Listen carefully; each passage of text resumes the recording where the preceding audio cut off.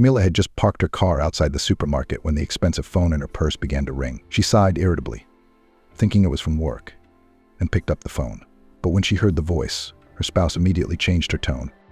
"Yes, Jasper, I'll be home soon. I'll get some groceries for the weekend, and then I'll come straight to you. Have you had dinner?"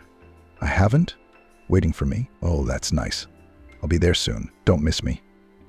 Camila was a businesswoman in her late teens, but she looked great. She spent a lot of time looking after herself, beauty salons and massages, fitness centers and expensive boutiques. With her stubby, trimmed figure, the woman looked much younger than her years. Her husband's business, the shoe business, now rested solely on her, and she had no right to let him down.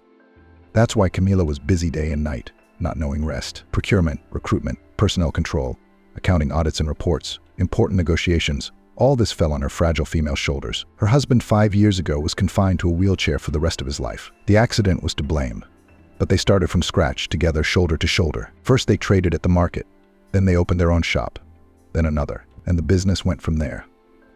Since her husband Jasper barely survived, Camila has taken on everything: the house, the business, family life. Sometimes it was so hard that she just wanted to howl from exhaustion. But she always restrained herself. At the peak of emotion, she wiped her tears and went into battle. Her arms and legs were in place. No need to whine. Jasper was 100 times worse off, and he lived. The woman's character was very stubborn. She had a lot of determination and persistence. She loved her husband very much. Camila and Jasper, despite all the difficulties and hardships of life, managed to carry this bright feeling through life without losing a drop. But they had no luck with her husband's carer. Then irresponsible, then rude. The last one started stealing jewelry money. Jasper, of course, could do a lot of things on his own, but still he could not do without help all day long. Every day he had to have massages and treatments. In these thoughts and worries, Camila got out of the car and walked towards the supermarket. Outside the shop, she suddenly noticed a young girl dressed very poorly. She was wearing only a thin, shabby jacket, a scarf instead of a hat, and autumn boots on her feet. She was holding the hand of a boy of about 5 years old. He was dressed better, warmer. It was obvious that the mother spared no money for the child, but she obviously saved money on herself. They tramped outside the shop.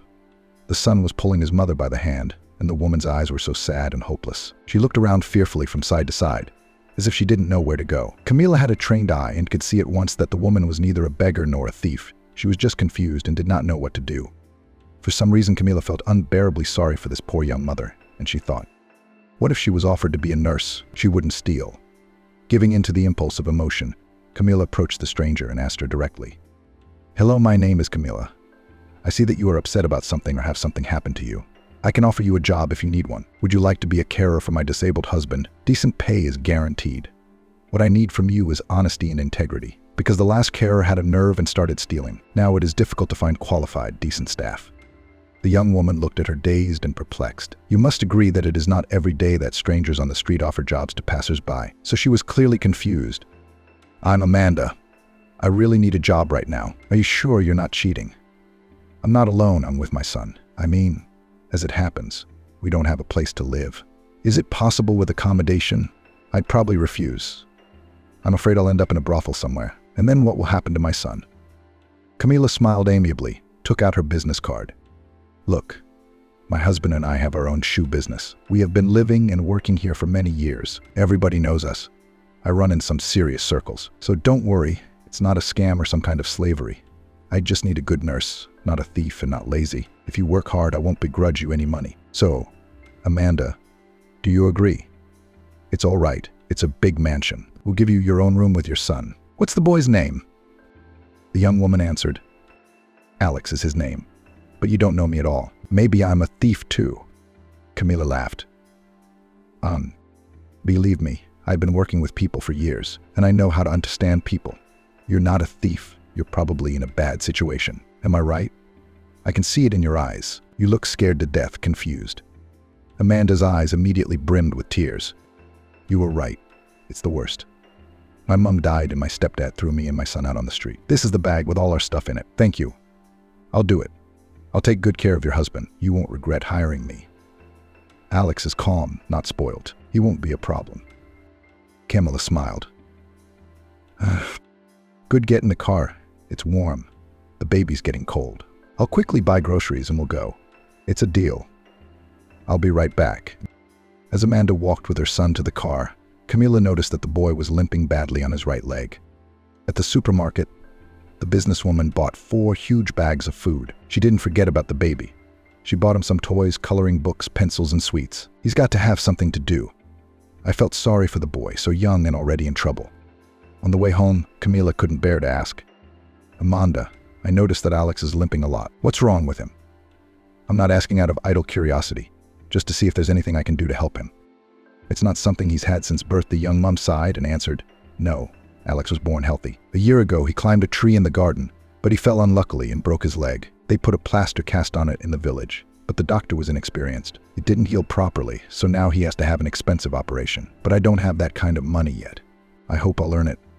Then I'll spend it all on my son. He's the most precious thing in my life." Amanda and Alex timidly entered the huge country mansion. She had never seen such luxury, and the baby even more so. Alex was shying away from her and was very shy. After all, the surroundings were unfamiliar. A very nice elderly man with glasses and a neat beard came to meet them in a wheelchair. When he saw Camila, he was overjoyed. He and his wife embraced tenderly. Then he looked at Amanda and Alex and smiled at them. "Good evening. Do we have company? What's the charming boy's name? Let's get acquainted. I'm Jasper Russell, the owner of this house." And he extended his hand to the boy in a manly manner. The little boy responded in a serious manner. "My name is Alex and my mom's name is Amanda. Our surname is Smith." Camila explained the situation to her husband. "Darling, I've found you a carer. Amanda is in desperate need of a place to live and a job, and we need a carer. I think we could use Alex, don't you? You don't mind kids in the house." The man winked at the baby. "I'm all for it. I won't be bored. Alex, come on. I'll show you something interesting. I have a real frigate. You'll love it. I spent 3 months building it myself. All the parts are real. You can't tell the difference. It even moves." Alex immediately forgot about his shyness and followed Jasper to his office with interest. Camila and Amanda went to the kitchen to sort out the packages and cook dinner. They were doing so deftly. They chatted nicely, and within an hour they were all eating dinner together, talking business over potatoes and Greek salad. That's how Amanda came to live and work at the Russells' house. I must say she was very happy and comfortable here. With Jasper, she immediately found a common language. She performed all her duties as a carer to the best of her ability. If something was awkward or clumsy at first, he didn't scold her. He patiently told her how to do it correctly. Alex liked it here too. Jasper taught him to play dominoes and checkers. They read syllables together and made aeroplanes out of paper. The man even seemed to forget about his serious illness in the presence of the child. Now his days did not drag on like a dull gray mass, but flew rapidly. Amanda and Camila became very close. Often in the late afternoon, they could sit over a cup of coffee and have a simple, feminine chat. Camila would tell the young woman about her life. "Don't think, Amanda, that all this wealth fell out of the sky for me and my husband. He and I are both engineers. We studied at university in parallel streams. That's where we met. We crammed together in libraries. We used to write notes, even cheat sheets for exams. Jasper was so funny, tall, skinny, gangly, and a bit of an ursor. He tried to court me shyly, complimenting me. And then he'd say something really stupid. I just laughed and did not take him seriously at all. I've always had a lot of admirers, but Jasper was a stubborn one. He followed me around. Where I go, he goes, he stays right behind. We were just friends at first. One day I was late on my way to the hostel from my girlfriends. I was late, it was night, and then 2 hooligans attacked me. They started to take my purse. They grabbed my gold earrings and wanted to rip them off. I screamed, but there was no one around. And then Jasper came out of the ground and gave them a beating. He took a pretty good beating, though. He had to have his eyebrows stitched up, but he saved me, risked his life, didn't let me get hurt. And that's when I looked at him differently. I thought, I'm not going to be lost with him. We started seeing each other, and I fell in love with him, not immediately, but gradually. So I still love him to this day. We've been through so much together. We've been through all sorts of things. In the 90s, our research institute closed down. We started trading, and there was racketeering, theft, and moneylessness. We had a son, Miles, and raised him. And not once, not once have I regretted that I connected my life with this man. Our son was such a clever boy. He was an excellent student, graduated from high school with a gold medal. Then it's a pity he didn't want to go into science. After university, he went into business too. He separated from us, lived on his own. We bought him a flat. And then there was this terrible accident. He and his dad were on their way back from a business meeting at a restaurant. Miles started fooling around, driving cause he was drunk, but he wouldn't call a taxi. So he lost control of the car. They hit a bridge abutment. The son died on the spot, and the husband underwent 2 complicated operations. He was literally put back together piece by piece. He never got back on his feet. It was such a terrible time. I still haven't come round, even though it's been 5 years. At the time, I thought I'd go mad with grief. The funeral of my only son, my husband's surgery, my business began to crack at the seams and collapse. I couldn't take it, that's all. I took my son's photo, his things to the attic. I couldn't bear to look at his portrait. My soul was torn. Jasper, too, had fallen into a deep depression. It's no joke to become a helpless invalid in an instant. He and I underwent a long course of treatment with a therapist. It was he who advised us to become a team again, so that I could take over my husband's business. And he helped me from home with all the business matters. That's how we live now. Except that business takes up most of my time. The house is always empty. The husband alone here will soon forget what I look like. I'm so glad you're here with us now. Alex, I can see how Jasper's come round in a month. He's unrecognizable. He used to lie in bed with the curtains closed till 12:00. And even if he didn't get up, it was heartbreaking to look at him. And I can't do anything about it. If I sit at home, I'm out of business. And I feel sorry for my husband. I mean, he wants to hang out with me too. Why are you out on the street, Amanda? And who's Alex's father? Why isn't he around? Are you divorced?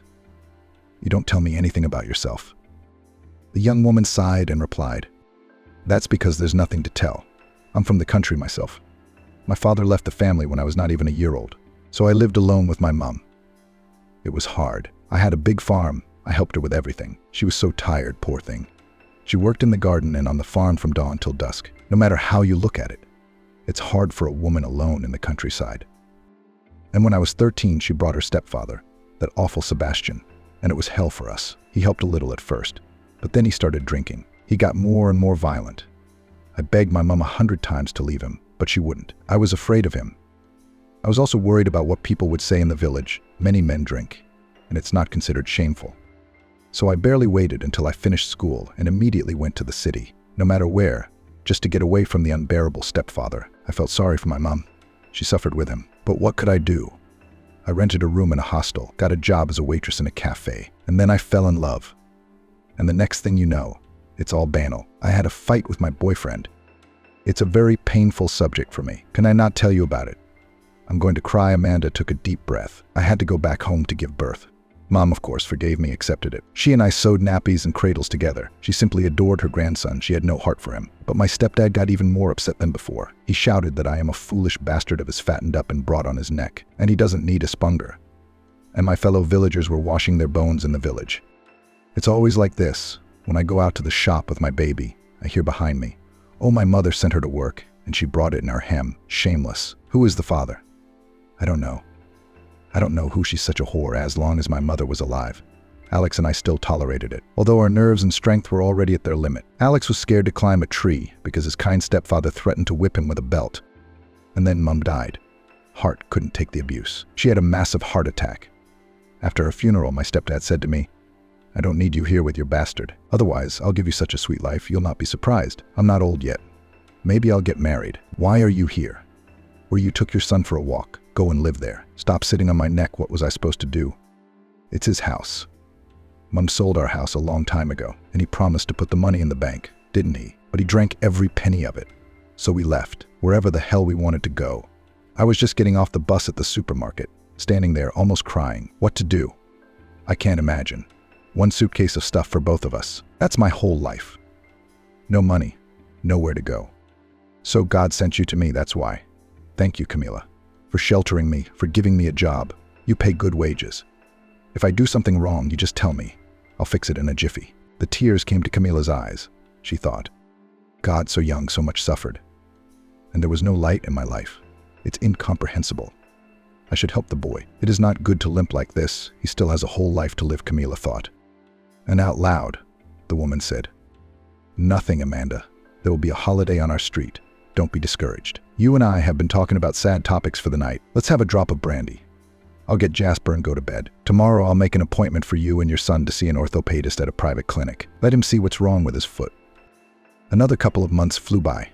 Camila was very happy with her carer. Now she could go about her work in peace, and knew that when she arrived home in the evening she would find a delicious dinner, a clean house, and a happy husband. Amanda cooked marvelously and gave her husband regular massages, and he stopped complaining about exhausting pains in his legs and drinking handfuls of painkillers. So Camila paid Amanda a very decent salary and gave her bonuses. The young woman was finally able to tidy herself up, and she was very transformed and beautiful.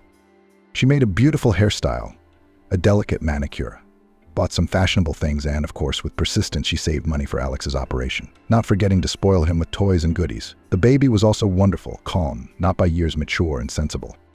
Soon Camila and Jasper's wedding anniversary was coming up, 40 years together. The jubilarians decided to celebrate the celebration in the most expensive restaurant in the city. Because in recent years, Camila has already forgotten what a holiday is. No light, one endless work. So she wanted to throw away all her worries and relax for one evening. To drink a little, to eat good food and listen to good music, to dance, after all, and distract from all the problems. And Jasper hardly ever left the house, except to the hospital for a checkup. It would do him good to be out in the community, too. After all, disability isn't the end of life, and he's become quite the recluse. Amanda was invited to be the host's carer. It took 3 weeks to organize the party. In the end, everything was perfect. The tables were bursting with exquisite delicacies. Pleasant music was playing. Guests were socializing, eating, drinking expensive wines. Among the invited guests were both business partners and just friends and close people. Jasper was present in person. And nothing that he was in a wheelchair. Still, he looked very dignified. Guests congratulated the couple, gave expensive gifts, but somewhere in the middle of the celebration, a famous pop singer was to come to perform. Camila specially hired her to intrigue and surprise the guests, and now everyone is waiting for the show. And then it turns out that the star is ill and cannot come. Her art director called and canceled the show. That's an unforeseen situation. The guests asked for songs, and Camila was in a panic and did not know how to tell them that the singer would not come. And then, suddenly, Amanda whispered to her, "If you want, I can sing. I'm certainly not a singer or a superstar, but I used to be good at it." Camila was very surprised and even more upset. She thinks how it all would not spoil the impression of the soiree. But what can an ordinary village woman perform? Ditties or something? They'll laugh, she thought. But Jasper suddenly supported the proposal, nodded his head and said into the microphone, "100 guests. We have a little emergency. The artiste is ill and will not be coming. What can you do? Everything happens in life. But don't worry, we won't be without songs and entertainment." Amanda, my carer and a very good person, decided to surprise us and sing a song as a gift for our anniversary. Let's give her a round of applause. The tipsy guests clapped and waited, wondering what would happen next. They had never seen such a thing before. That businessmen of such a level let some nurse on the stage. Even wondered what was going to happen now. But a little worried, Amanda walked onto the stage, looked around, and was even more frightened. A large number of very important people were looking at her. How not to embarrass herself? She greeted the guests and said quietly, "Today is a big celebration. It is the anniversary of beautiful people who have helped me in life and supported me in a difficult moment. I want to sing you a love song. It is very dear to me, because it is a memory of my favorite person. He loved it very much, and often sang it to me. Please don't judge me too harshly. I am not a singer, and I am far from the world of show business, just from the heart and from the bottom of my heart." Amanda took the microphone in her hands and sang, "The day will silently replace the night outside the window. My beloved shines with coolness, in the rain with wet silver. With the coming of September, gold leafall will cover the whole country. The autumn garden is slumbering, as if waiting for spring." It was so beautiful and wonderful, so sincere and heartfelt that they began to sing along and clap. And Camila sat and sobbed. Tears rolled down from her eyes without stopping, and everything was turning over in her soul. It was her late son Miles' favorite song. He played it often and always listened to it everywhere, at home and in the car, singing it in the shower. The young woman looked so organic and wonderful on stage. Long blonde curls, a minimum of makeup, and a simple but very elegant dress, emphasized by a thin belt. She had a natural charm that is rarely seen nowadays. The guests stopped drinking and eating and were mesmerized by her. When Amanda finished singing, they gave her a long applause, asked her to continue the concert, and she sang again and again, and so on for an hour. Her vocal cords were already noticeably sore from unaccustomedness, but nevertheless, Amanda was happy, because becoming a singer was her unfulfilled childhood dream. She had been performing everywhere since kindergarten. Her teachers told her she had talent, but who needed it in the village? This talent. Get up early and work hard. And now it seemed to her that her dream was coming true right here and now. Many people filmed her performance on their phones and applauded. Amanda's voice was really very pleasant and melodious. When the guests finally let the nurse off the stage, she bowed to the audience, sat down at a table, and began to greedily drink water, glass after glass. Trying to recover a little and catch her breath, she felt hot and unwell, the blood rushing to her face from the excitement she had experienced. After all, she had never performed in public before. So she decided to get some fresh air. Camila, noticing that Amanda was leaving, took her purse and followed her. She urgently needed to ask one question, without delay, right here and now. Everything depended on it. The woman was shaking all over. She couldn't believe what she was hearing. Was it really just a coincidence? Camila began at once without preamble. "Amanda, you said from the stage that the song is a memory of your favorite person. Is that true? What was his name?" A surprised Amanda nodded. "It's true, his name was Miles. He's my first and so far only love of my life. But it's hard for me to talk about it. I'm sorry, can we not talk about it now? I've been worried sick enough as it is. I can't get myself right.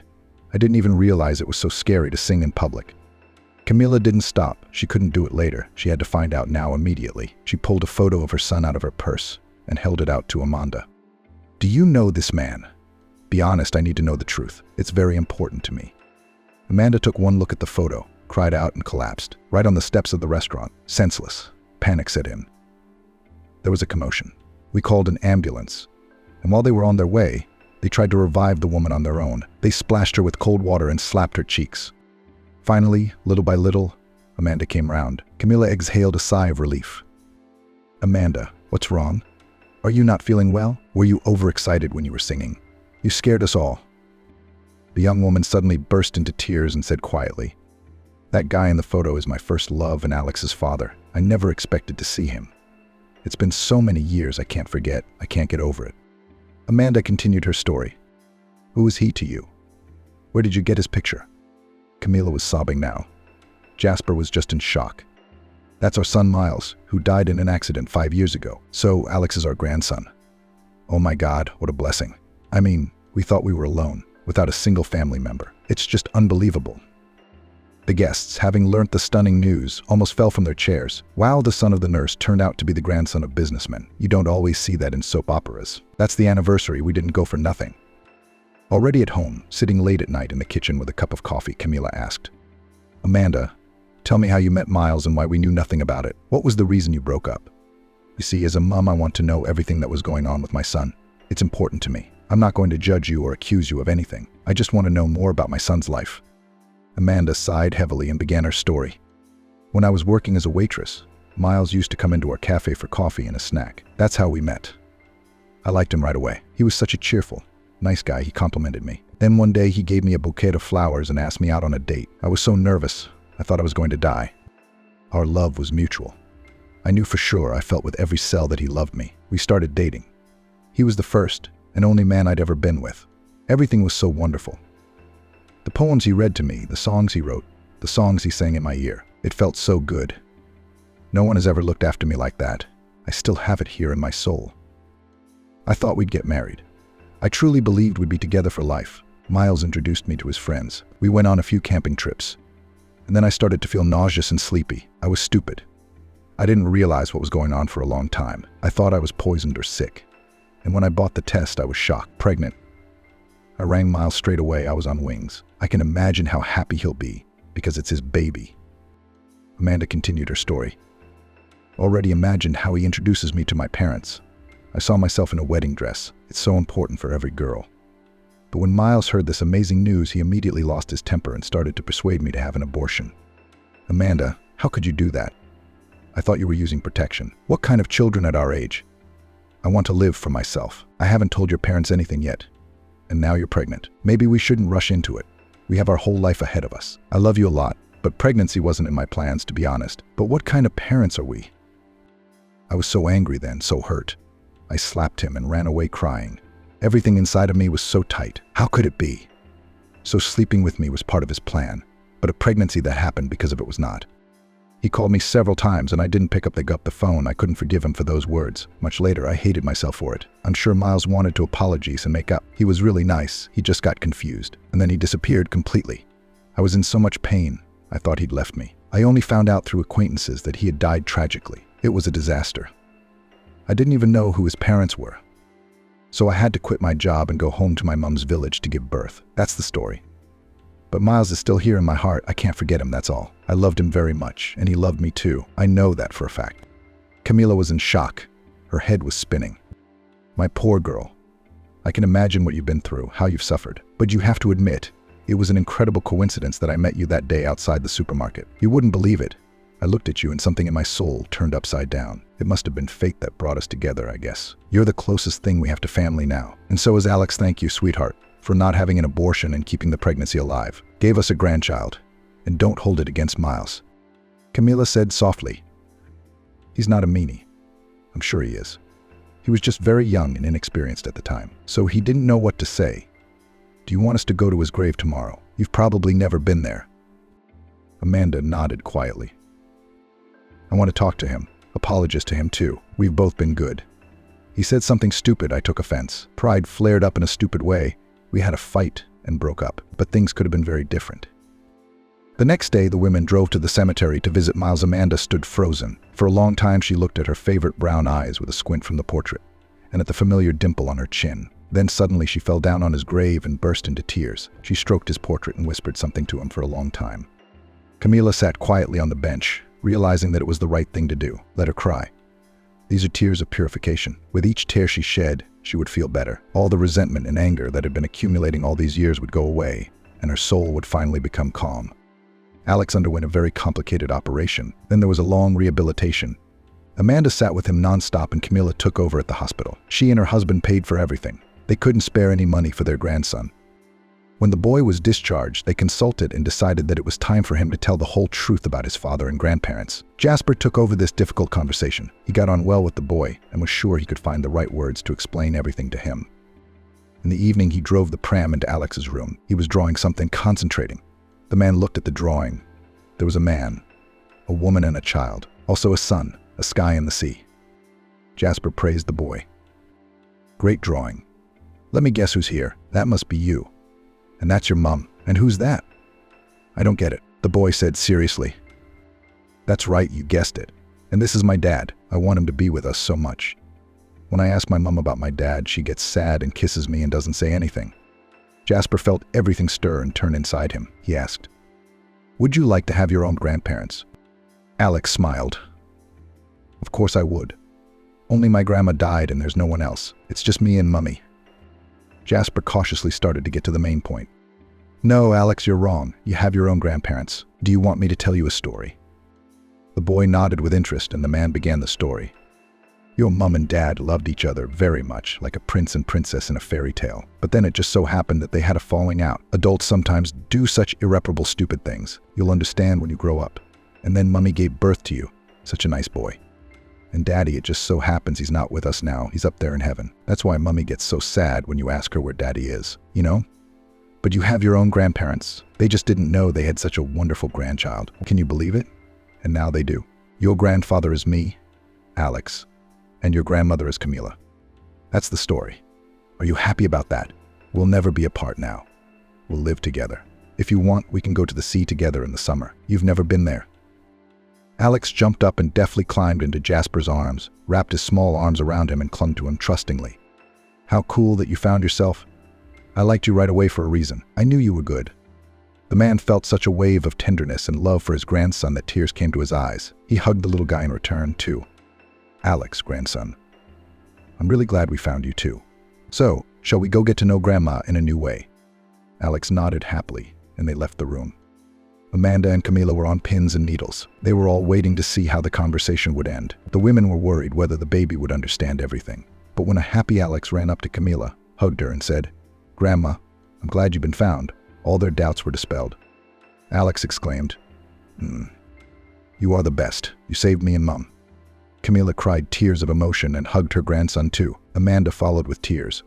It was so touching. Camila couldn't believe that she had been a grandmother for 5 years. She wanted to sing and dance and shout it to the world.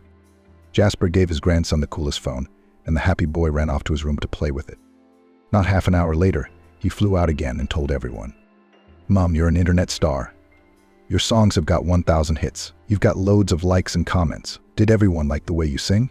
Wow, my mum's a star. I'm going to tell everyone about it.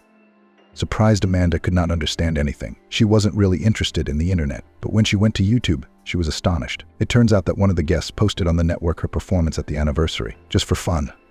And it instantly blew up the internet. She got fans and even a fan club. The woman had never dared to dream of such a frenzied popularity. After all, she is not a singer and did not learn it. How is this even possible? A few days later, representatives of the press and media companies came to Jasper's home and offered to record a new song in a professional studio and sign a cooperation agreement with them. The dumbfounded woman was in complete shock and didn't even know what to say. She was frightened and started to refuse. No way. I'm not a singer. And what if nothing happens? Disgraced? At the Jubilee, it was from the heart. I really wanted to sing this song, and I've never been to the studio. I don't know what to do there. I won't be able to cope. But the producer assured her. But don't be afraid of anything. I have been working for many years and have seen more than one pop star. So I'll tell you this. Sweetheart, more than half of them can't even sing. They're just the children of some insanely rich oligarch. And you're a natural. Believe me, there aren't many like you, so you'll do well, I'm sure. It's a matter of time. Camilla supported Amanda. Well, at least give it a try. You have nothing to lose, but I have a feeling I'll have to look for a carer again, since my sister-in-law turned out to be a singer. What do you think? And Alex? Don't worry, we'll look after him. We'll find a nanny. But isn't this what you wanted? You said so yourself. Ever since you were a little girl, you wanted to be a singer. Well, your big break has come. Take it, there won't be another. Fate doesn't give out gifts like this every day. Trust me. You don't have to hide from opportunities. Go boldly to your dream and believe that it will come true and everything will work out. My husband and I believed in ourselves once, and we didn't fail. We achieved everything we wanted, and so can you. Amanda sympathized. Thank you for your kind words and encouragement. You're probably right. I'll give it a try. I've been there. And Amanda agreed to the tempting offer. It turned out that recording songs in the studio is very hard work. She had to rewrite 100 times, and her voice would break at the most inopportune moments. It took her a long time to get it right, but in the end, after a lot of effort on both sides, it all worked out. She was given a beautiful pseudonym, Mia, and completely changed her appearance. They persuaded her to become a platinum blonde. Amanda, for a long time, did not agree to cut and spoil her thick, naturally blonde curls. But then, grudgingly, she agreed. She decided that at least once in her life it is necessary to experiment. After all, professionals know better. Her eyes were blue, and her figure was just beautiful. Childbirth hadn't spoiled her at all. On the contrary, it made her a little softer and a little skinnier. That is, when Jasper and Camila finally saw Amanda perform, their mouths dropped open in amazement. The music channel presenter announced, and now the premiere of a new song and a new rising star. An incredible beauty appeared on the screen that had nothing in common with the Amanda they knew. The blonde with an asymmetrical haircut in a white-colored dress looked simply stunning. She had a very interesting space makeup and looked like an alien in some ways. And when she sang, it was just amazing. Her voice was really very melodious and had such a variety of unusual shimmers. Fame and popularity literally descended on Amanda, and she woke up famous the very next day. The Russell house began to be besieged by journalists and obsessive fans, from which there seemed to be no escape. This, of course, at first turned Amanda's head. She could never have imagined such a fairy tale, she, a country simpleton. And in her wildest dreams, she couldn't have dreamed that she would be on TV and singing for the whole country. She started traveling for song recordings and solo performances. Everything spun so fast and swiftly that it completely took over the young woman. A sea of flowers, popularity, her songs were heard from every window. She began to be recognized everywhere. But soon she fully felt the other side of fame. She hardly saw her son anymore. He was always at his grandparents'. The kid was very upset and offended when she, not having time to be with him for a few hours, again packed up and left. Alex would cry and ask, "Don't you love me at all anymore?" Amanda stroked her son's head and tried to explain it all to "But I'll be back again soon. Aren't you happy with your grandparents? Do you want me to bring you the coolest robot?"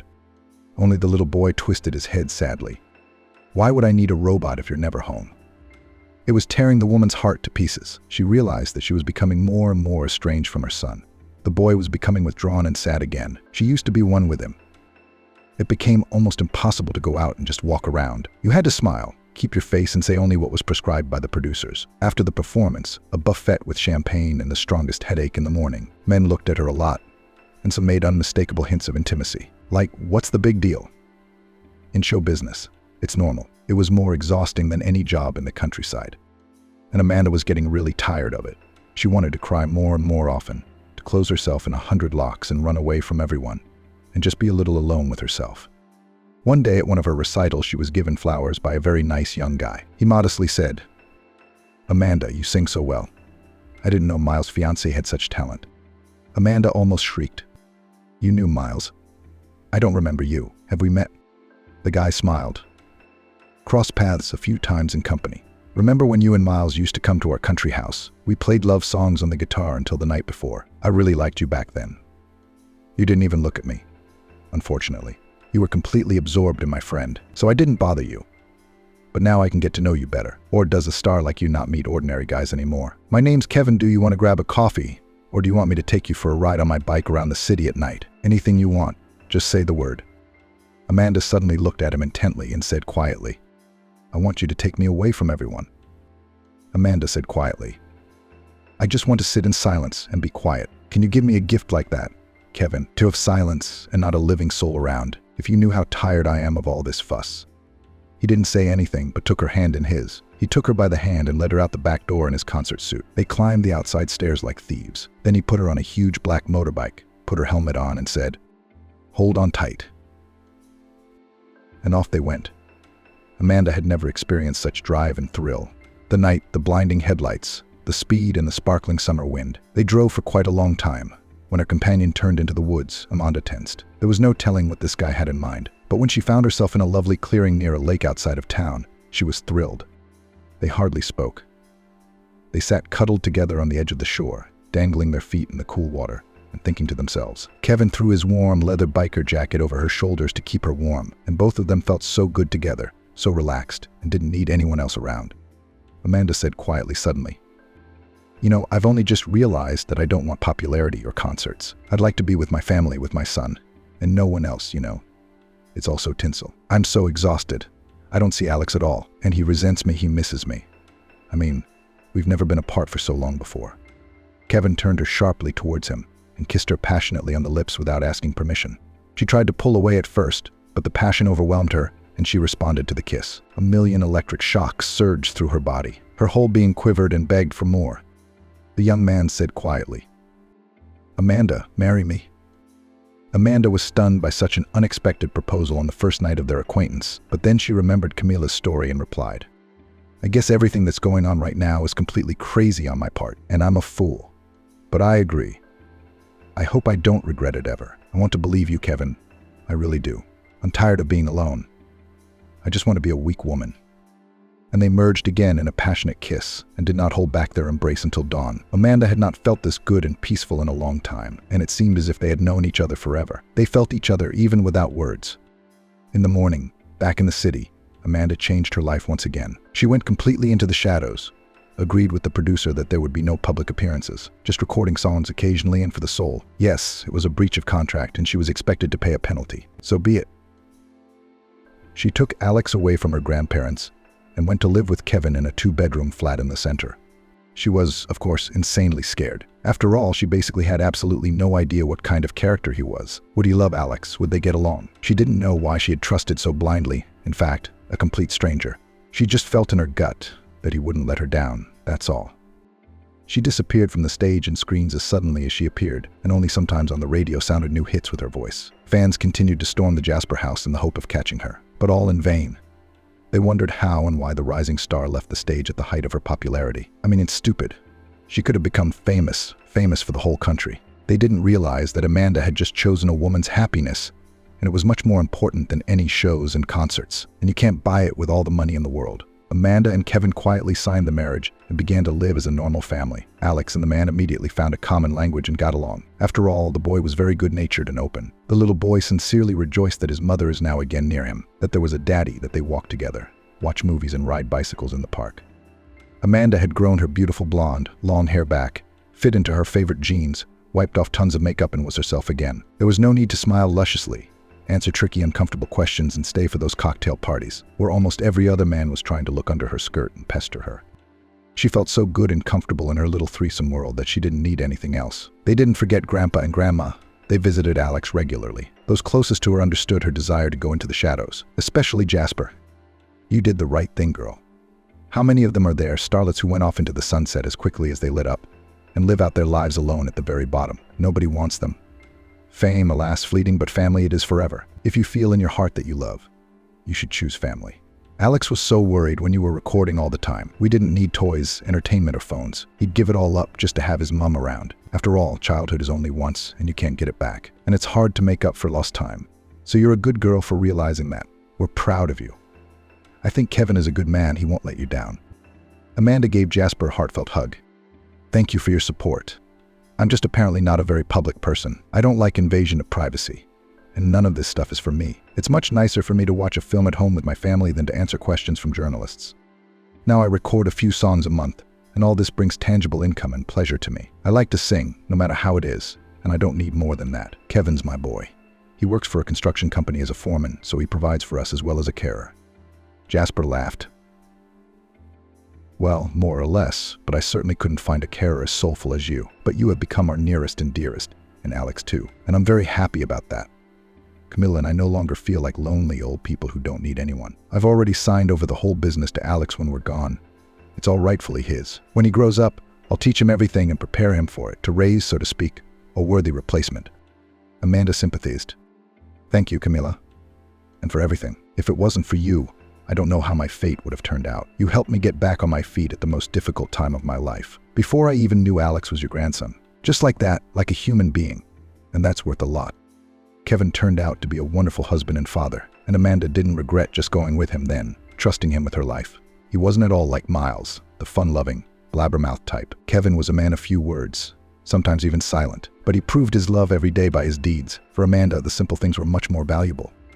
Are you dressed warmly, or Alex? Eat your soup, or you'll ruin your stomach. I've been worried about you since you were a kid. Or, didn't you sleep well today? Are you ill by any chance? Anything bothering you? Without asking, he could just give Amanda a pair of gold earrings or take everyone to the skating rink. Alex taught her the right and necessary things. That you should respect your mom, love her, be a man, don't let her cry and carry heavy things, and always keep her safe. And this quiet family happiness was much more important to Amanda than popularity and public appearances. It had been a year. Amanda had long ago got into the role of a wife, always waited for Kevin from work, tried to cook something tasty. The whole family, including Jasper, had just returned from a wonderful trip to the sea a week ago. The man resisted to the last, didn't want to go. What's in it for me, a wheelchair user? But Amanda and Camilla were adamant. They really wanted Jasper to see the sea again, to bask in the sun, to feel the charms of holiday. Kevin was also in favor of the idea. The men had been friends for a long time, when Miles had been alive, and were close friends. The journey, of course, had been hard on Jasper. He was tired, in pain. But when he was brought to the coast, and for the first time in many years he breathed in the sea breeze, heard the sound of the surf, and saw how beautifully the waves rolled one on another, he realized that these difficulties were nothing compared to the indescribable beauty. All the days the man enjoyed his holidays to the fullest. With the help of special inflatable sleeves and a mattress, he stayed perfectly on the water, swam and enjoyed these inexpressible sensations. There was nothing to say about Alex. It was almost impossible to get him out of the sea. Kevin gave him a mask and fins. Now the young scuba diver was hunting crabs and shells underwater. The boy was absolutely delighted with the sea. He dreamed of it so much, drew pictures of it. And Camilla finally got away from everything and relaxed completely. It was vital for her. When the whole family was distributed to their cottages in the late evening after dinner, and Alex was sleeping soundly with his grandparents, it was time for the brisson. Amanda and Kevin wandered along the seafront until dawn, listened to live music, drank sweet Crimean wine, and could not break the embrace. And then they would go to the sea and swim. It was so amazing to swim at night when there was no one around, and then to love each other as passionately as on the first night of their acquaintance. In general, everyone had a great holiday and experienced the best emotions. Upon arrival, normal everyday life began, and everything went on as usual. A month later, Amanda felt the familiar symptoms: nausea, nervousness, and heaviness in the lower abdomen. She already knew the answer, without any doctors or tests. She was pregnant. She and Kevin had somehow never broached the subject. The man hadn't pressured her, hadn't asked her to have his baby, had raised Alex and seemed content with everything. The woman panicked a little. How would he take this news? Would he be ready for fatherhood? Would he love Alex as much as he did now? Amanda decided to consult Camilla. She didn't have anyone closer to her, so she rushed straight to her office. She was happy to see Amanda, of course, but she was surprised she'd come to work. Something important had happened. Then, the women sat down in the office. The secretary brought them coffee, and Camilla asked head-on, "What happened? You're not wearing your face. Tell it like it is. We'll figure something out together." Amanda frantically blurted out, "Camilla, I'm pregnant.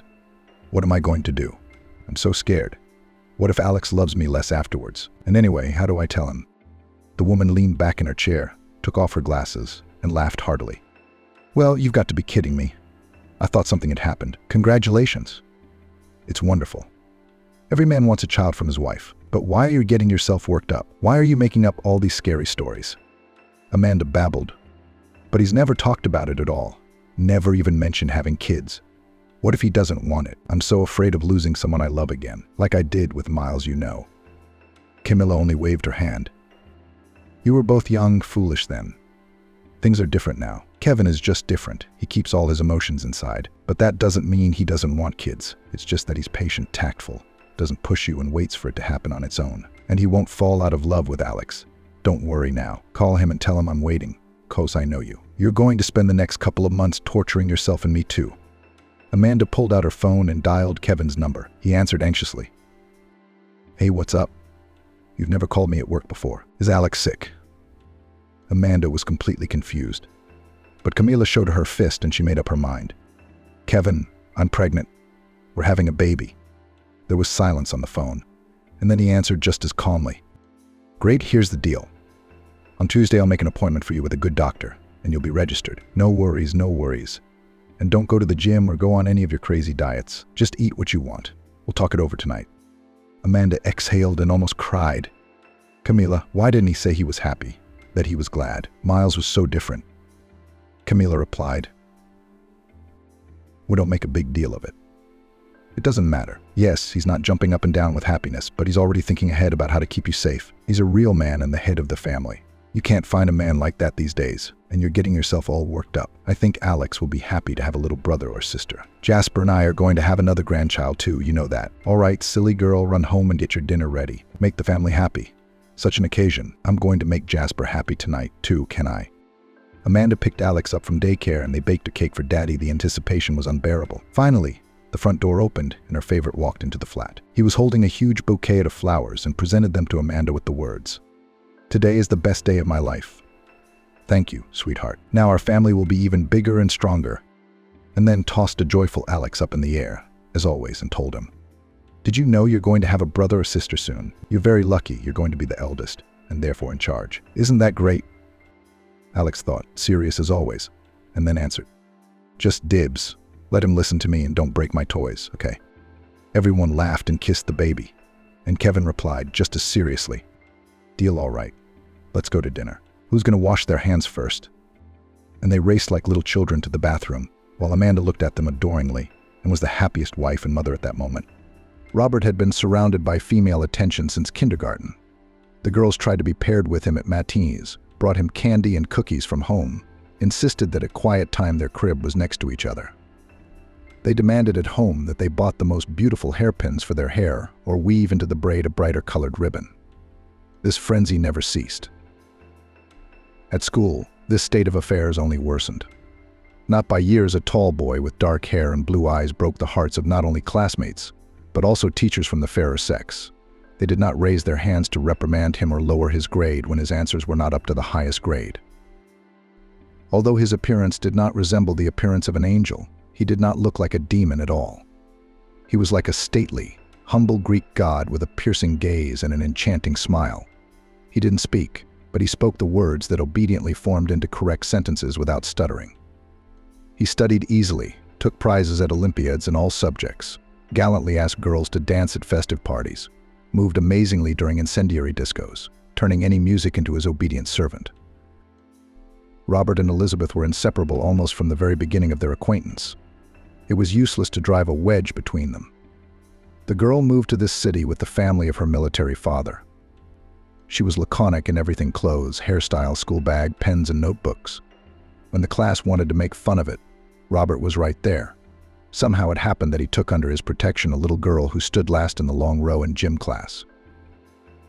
The girl with gray eyes, two pigtails, tied with black rubber bands, for some reason caused in him a pinch of pity. A lump in his throat stuck. But this little girl was not a bad girl. She pulled the girls back, asking what kind of dense material she was made of. We lived in the north for a long time. In the schools there, they were heated in winter, but we still had to insulate additionally. Do you want to talk about it? The curious people backed off at once. What's the point of getting involved with someone like that? It's not worth it. She's too quick with her tongue. Robert grinned to himself and invited Elizabeth to sit at the same desk with him. It's free. I usually sit alone. You'll be comfortable. You can see the blackboard. It's the penultimate desk in this row by the window. In his soul, he had not yet settled in Elizabeth's address romantic notes, but he always wanted to take care of her like some young, helpless puppy. At home, he had a beagle given to him just at that time for his birthday. He had dreamed of a sheepdog, but their apartment would not support such a large dog. Here in their family, an appeared mischievous, cute beagle, a faithful friend, selflessly loving later their masters and completely unpretentious in care, the sweetest companion with soft ears and a long tail. Robert was unusually patient with his parents, cuddling and nurturing him all the time. Suddenly he realized that Elizabeth was more than just a friend, companion, and sister in spirit to him. When she badly shattered her knees one winter when she fell on the ice, they were already in 8th grade at the time. From a small, graceful statue, Elizabeth began to turn into a petite young lady with the crushes inherent in her young age. The girl was incredibly stubborn. She dragged him home after school across a smooth, vacant lot prepared for digging foundations for a new building. "Don't go, Robert, it'll be 5 minutes before we're home. It's too long and uninteresting to walk around that fence, especially in this weather," she urged. He'd fallen for her pleas. Now she was sitting on the cold ground with her tights torn to shreds and deep lacerations on her knees, stumbled over pieces of rebar left behind by who knows who. He didn't hesitate long, picked her up in his arms and carried her to his house where no one was present. In the apartment he treated the wounds, which after he had washed away all the blood with peroxide, did not seem so horrible anymore. They were 14 years old. Hormones were certainly starting to rage in their bodies by now, but they weren't what made him kiss her lap near the wounds. Tenderness nudged him gently. She wasn't frightened. She leaned over, hugged his head, and nuzzled the top of his head. "Robert, are you scared? It's okay. You've got tea in the house or something to go with it, haven't you?" "I'm starving. I'll never make it home," she laughed. From that day on, they kissed each other on the cheek when they met. They walked mostly hugging now, but without any hint of closer proximity. Peer girls were ready to wipe Robert in powder for the fact that Robert did not notice anyone around, but they did not dare to do any harm. Only sometimes they let out barbs. But the young couple could do nothing. Even stain their friendship could not, so pure and light it was. In the graduating class, everything suddenly changed. Both grew up and could no longer ignore the natural laws of nature. Robert realized that this was his first love. She was not a whim or a temporary eclipse brought on by young age. This girl had firmly established herself in his heart. It happens that even handsome men belong to the clan of those who meet their only woman once and are faithful to love her afterward for a lifetime. Let someone try to argue that this is a fairy tale. After school, both entered the university, he at the Faculty of Physics and she at the Faculty of Economics. In the educational institution on Robert again began the hunt. Having gone through the crucible of naive passions at school, Elizabeth and Robert did not even cast a glance at his admirers, and they, like snakes, hissed back. "Where's he ever been? He's at least in Hollywood, starring in a movie instead of Richard Gere. They can't be together. It's absurd." In one of the lectures in my freshman year, I was amused by a scene. The subject was common history. Different departments listened to it together, without division into physicists, chemists, geographers, and economists. Among the female students, as usual, was its star, its first beauty, its prima donna. She had bet with her fellow students that she would steal Robert away from Elizabeth in no time. She was counting on her striking looks. Men on the streets would crane their necks when they saw her in the crowd. She didn't mince words with the guy. She just sat down on his lap without even giving him a second thought. In front of the student crowd, not at all embarrassed. Robert didn't bother to embarrass the arrogant person. With an expression as if he had touched a nasty toad, he took her by the shoulder with 2 fingers and pulled her off his lap. "Don't ever do that again. My heart is occupied. It's about time you all realize that." Belle was taken aback. "Are you talking about that roof that's always dangling beneath your feet? Don't make us all laugh. What could you possibly have in common with her?" Robert's blue eyes filled with an angry glint. "Thank you, my girlfriend can't hear you right now. But the rest of us should know that behind your beautiful shell hides an evil heart that knows no true feelings. You're nothing. I don't envy anyone who would give their soul to you. You'd trample it for nothing." After these words, the curious crowd parted and Elizabeth came up. Robert calmly put his arm around her shoulders and said, "Come, let us sit in the other row. There's a foul smell of meanness here. I hate that insidious odor." Elizabeth did not understand anything, but she did not argue with him, as was her custom. Her man was young. That was a fact, but always very sensible. If he said so, there was some truth in it, however strange. He had also announced to her parents 6 months ago, in the same cavalier manner, "Elizabeth and I love each other, and that's forever. We'll quarrel a little at university, and then we'll get married. Our decision is not subject to appeal, so all arguments are canceled in advance." Both families lived modestly. Parents couldn't afford a separate place for their children. Therefore, at a general family meeting before the modest wedding, it was decided that Robert and Elizabeth would marry after the 3rd year of study. when the university begins training in a narrow professional profile. So they did. Further in their life, everything was very similar to the life of other families. They did not grab stars from the sky in material terms. At the end of their 5th year, Joan's firstborn was born. 3 years later, Catherine. Just like to write a classic saga, married, have produced 2 children, dreaming of a 3rd child. The search for women around Robert persistently continued. Even the boss of his mother's colleague laid her eyes on him. In his office hung his portrait. He invited the door on the key immediately locked in his fashion attire. Shows of new collections of local tailoring sometimes happened. The place specialized in men's clothing. The walking mannequin was a left-handed kid. The catch was that the audience immediately recognized his unconventional orientation.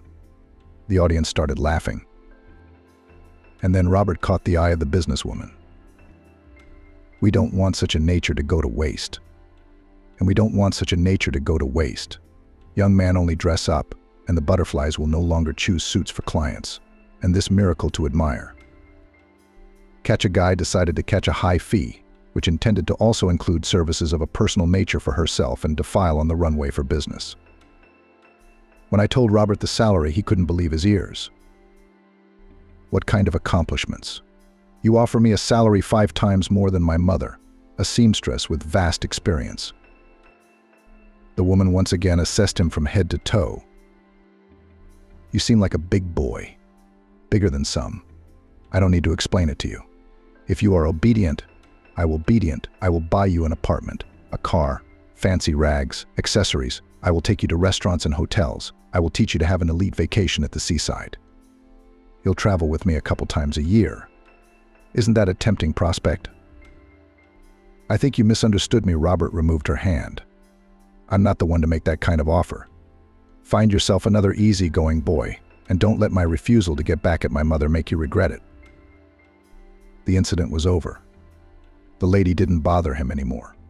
After her, there was a smashing master of men's haircuts. She kept trying to press up against him during the process of fighting with his unruly hair. He was so accustomed for his short life to such outbursts from the female sex that he never paid any attention to them. Nor were the pretenders to his heart offended.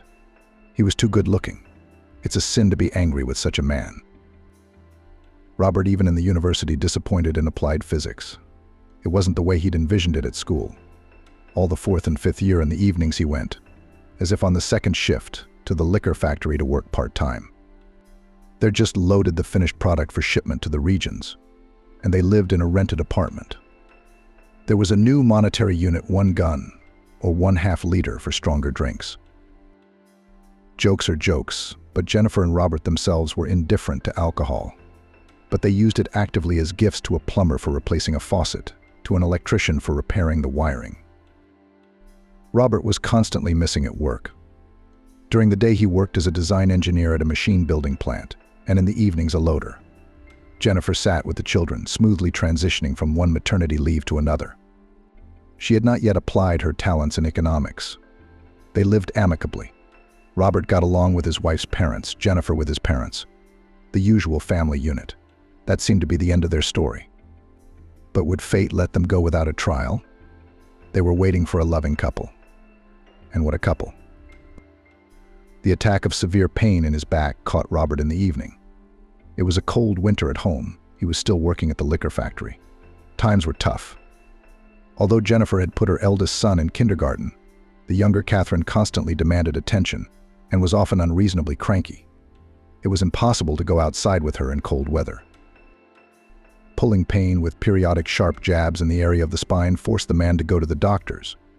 There he first heard a new word that became a diagnosis: hernia. As he understood from the doctor's words, it was about problems with the spine and discs.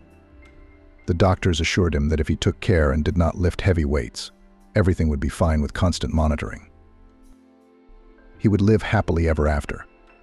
So Robert had to say goodbye to loading and unloading for now, a source of money. The financial situation of the family is somewhat shaken, and Catherine has not outgrown childhood colds, constantly either sniffling or coughing. District pediatricians strongly advised to take the girl in the summer to the sea, preferably for a couple of months. Otherwise, she would also be sick at school. Elizabeth, of course, found it impossible to go to the sea with only one daughter. It was out of the question financially to have a vacation with the four of them.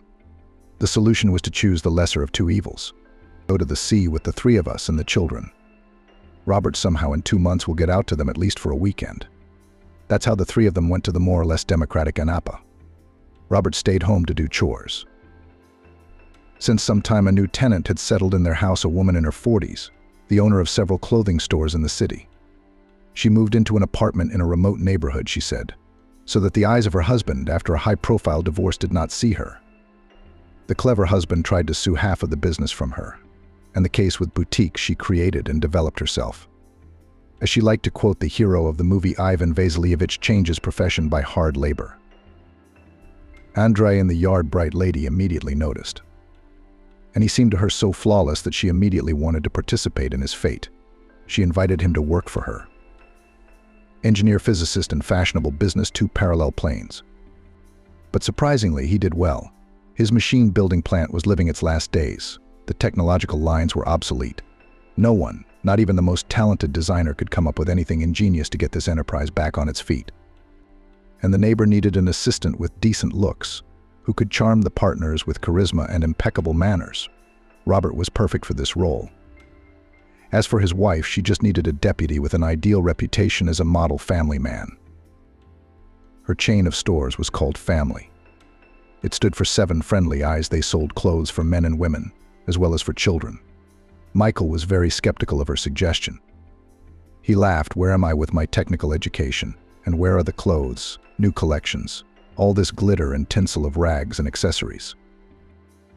Jacqueline, on the other hand, was not so adamant. "Michael, do you underestimate yourself? Each of us should be willing to sell what we have in abundance. In your case, it's God-given beauty, so why not turn it into a popular commodity for the sake of your well-being? Let's just give it a try. A month's work with me won't cost you anything." He walked home and thought wistfully, "Nothing will come of this collaboration. She will again start looking for ways to get closer to me. And for me, such an option is impossible." The man was wrong. Jacqueline was a much wiser and more astute woman. She already had a young and strong companion for her health, but he was not smart enough to be seen with him in public, and her firm needed a male face. She used herself as a female face. What was missing was an idyllic image, an assistant with an impeccable reputation. Michael agreed to the experiment. Especially at the factory, everyone was on leave without pay for an indefinite period of time. Time was passing. Soon his family would return from the sea, and the house was empty. He couldn't make any money while his loved ones were improving their health on the coast. Jacqueline taught him the science of being, not appearing to negotiate patiently, to watch his speech, to dress tastefully even for a little money, to be able to maintain a conversation on any topic. She persistently dragged him along to all business meetings and brought him into her circle. After a couple of weeks, Michael calmed down. Jacqueline did not make any attempts. She diligently molded him into an enterprising business partner who is not lost in any commercial situation, will calculate ahead of all the moves, will increase the accumulated, save previously achieved. When Elizabeth returned home, she did not recognize Robert. At the train station, they were met by a respectable man in a strict, elegant suit, matching shirt, stylish tie. From surprise, she could not restrain irony. Where did such a handsome uncle come from? Then she rushed towards him and hung on her lover's neck. "No, you told me, of course, that you changed your job. But I could not imagine that the change in you would be so radical."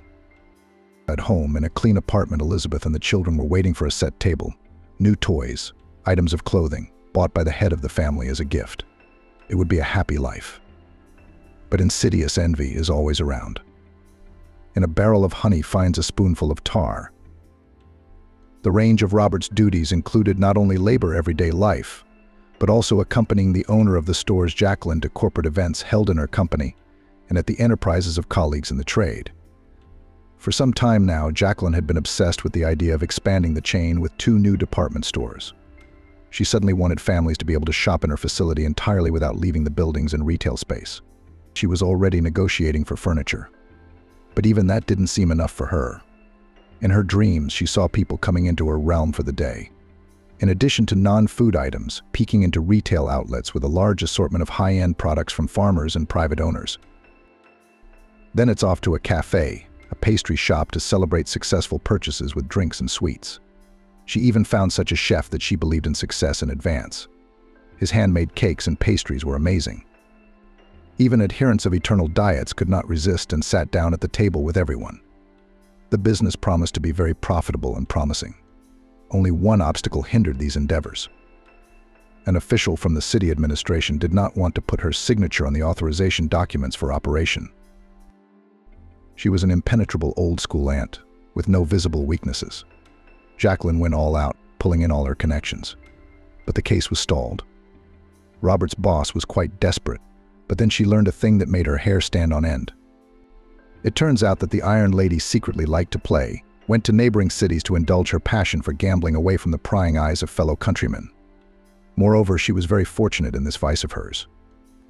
The owners of gambling houses were afraid of her appearance. Luck did not leave her for long, constantly increasing her secret capital, but no one tried to prevent her. After all, Madame was from the highest echelon of power at the local level and could close gambling establishments with a single movement of the hand. Having learned such sensational news, Jacqueline immediately decided to give Robert a delicate assignment. She will hire a private detective to find out what kind of places this lady likes to visit. Robert will casually get acquainted with her and try to get dirt in the form of photos and videos of her game. Yes, it wasn't the most ethical way to get the lady to back off. Jacqueline didn't like it herself. But what else was there to do? In the fight against the enemy, all means are good, even such a sneak attack. The preparations for the operation went smoothly. For a good fee, the secretary of the administrative lady leaked the information that she had taken a few days of vacation at work at her own expense. All indications were that she was going on a trip to one of the cities where she could indulge in gambling. After tracing where the train tickets had been bought, Robert was sent on a business trip. He only joked. "You've made a commercial spy out of me? You've got addresses, passwords, where to go and who to introduce myself as. The only thing left to do is to glue on a mustache and a beard for conspiracy. And then we can go on the job." One thing he didn't tell anyone. Robert took home all his savings, saved for a rainy day, to try his luck next to his lucky aunt. Moreover, he borrowed a large sum from the head of security at Jacqueline's office.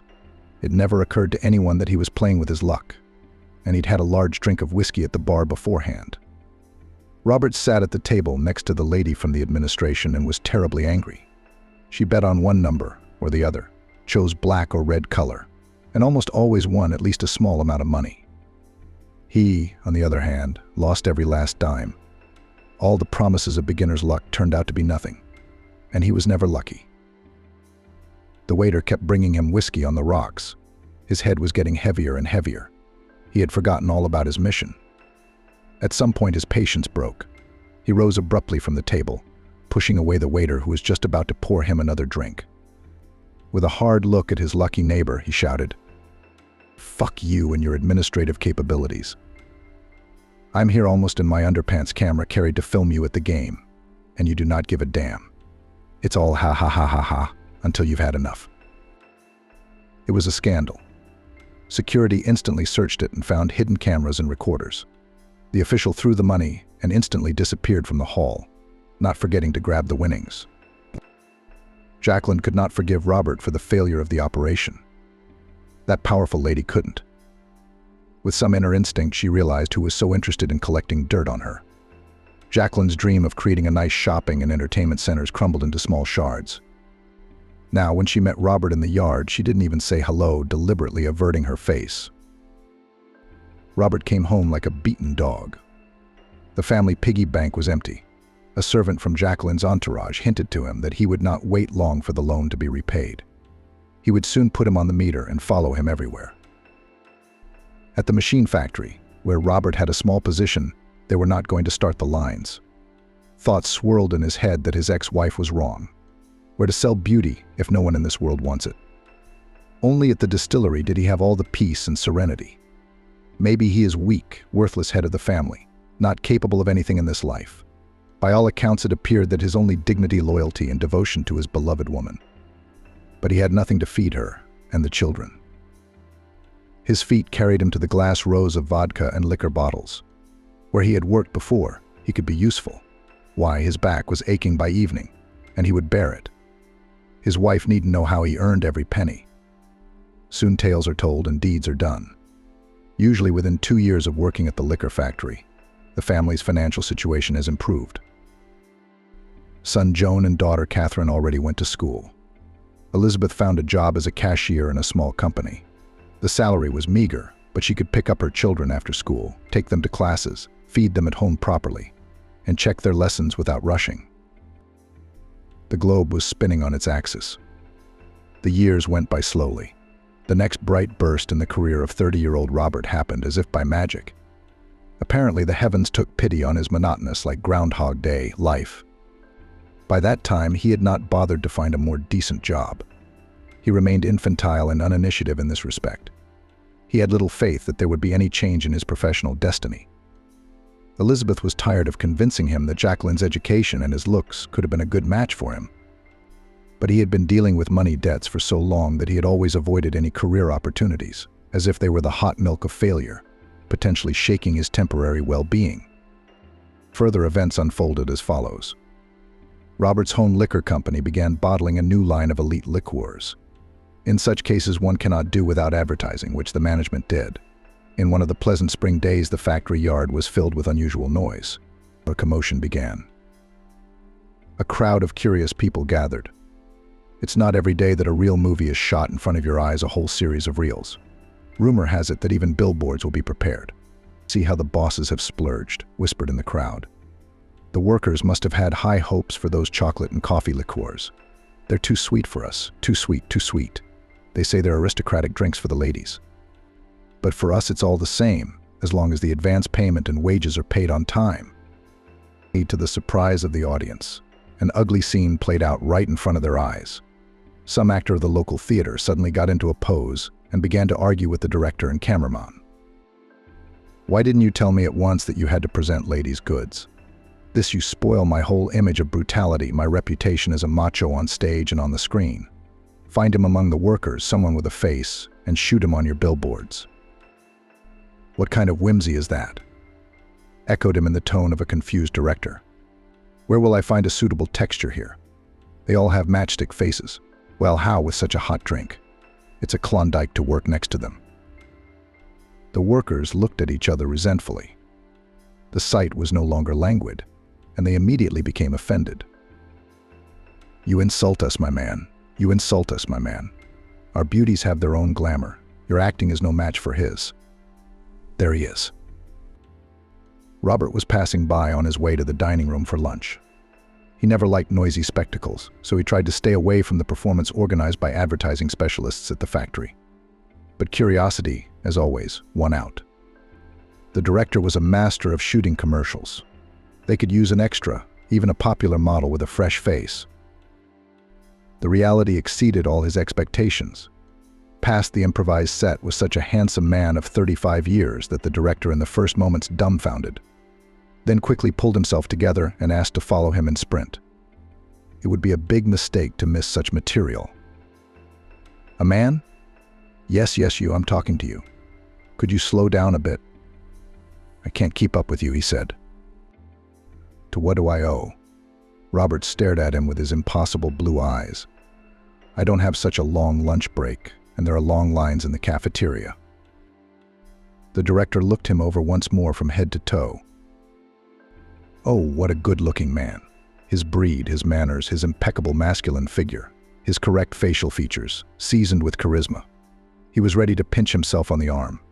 Such Hollywood standards with snow-white teeth can't just walk around an old-fashioned distillery unperturbed. Yes, he doesn't seem to know the price of his appearance, thought the director, and said aloud, would you agree to help us out? Inner instinct of advertising business master for some reason immediately realized that to promise this man a golden mountain from the jump is not worth it. Here it is necessary to press on pity, to emphasize the failure of deadlines, on friendship and mutual assistance, to tell about the deadlocked situation with the actor suddenly refusing to shoot, as in the water looked. At first, Robert did not want to hear about any filming, heartily laughed in response to compliments of his beauty and relevance. I have already once tried to sell my appearance as a marketable commodity. Nothing good came out of it. Somehow I do not want to go again in such experiments. "Do not chop from the shoulder," tried to press on the pity of the director. "If we had not had unforeseen circumstances, I would not have persuaded you now. You'd be a great help to us if you'd agree to do at least a billboard movie." Robert shuddered when he heard the amount of the fee he was being offered. The director decided not to be stingy, not to save money on a debutante. The man thought that this amount could be enough for a small trip to the sea for the four of us. Soon summer vacations. The children could use such an opportunity. 2 weeks later, huge billboards were hung all over the city, on which Robert drank liquor with the lady of his heart. Her role in the photo was played by a young student of the theater school, pretty as a rosebud in her youthful charm. Both looked at each other with such love, holding shot glasses of chocolate liqueur, that there was no doubt. There it was, the cause of the romantic mood lurking at the bottom of the elegant vessels. Sales of the liquor increased dramatically. The director rubbed his hands and waited for the release of commercials. In them, the sweet couple also starred brilliantly.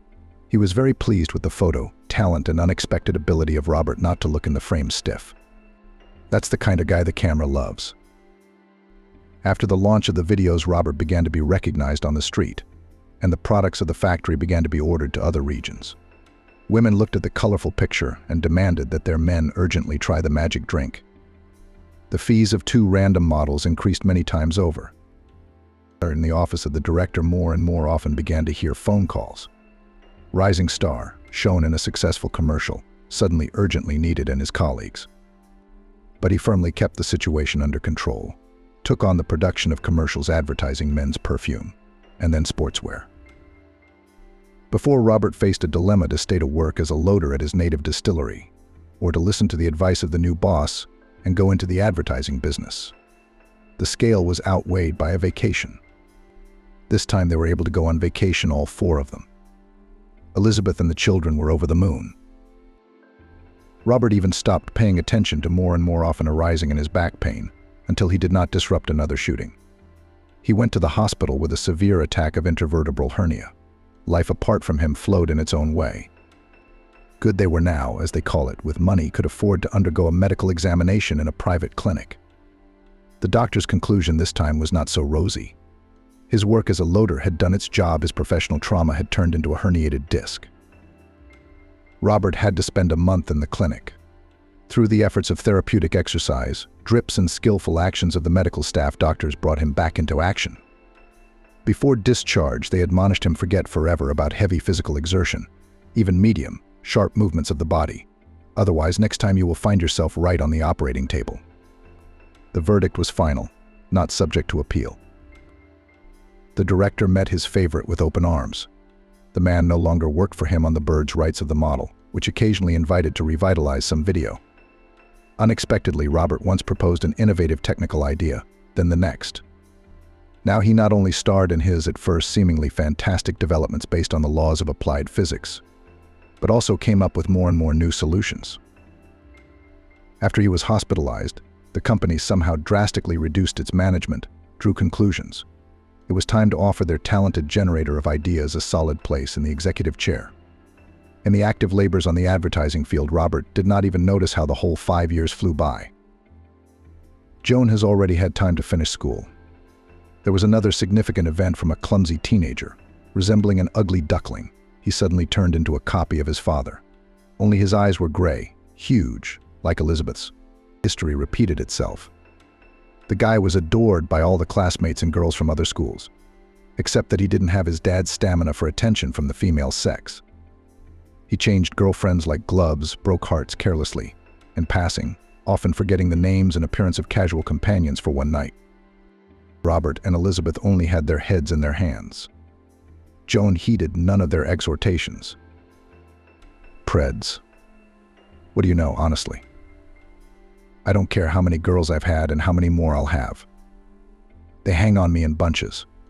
Why should I deny myself the pleasure? I'm not going to go to school like you. I've already chosen the advertising department, which trains PR managers. I'll approach my dad's current business with more modern technology. But if I'm also invited to do a movie, it'll only be better. Fame will find its hero, or heroes. Joan wasn't your typical narcissist. At first he was shocked that so many members of the fair sex follow him in droves. He laughed. I should take another shower. Is it in the maternity hospital?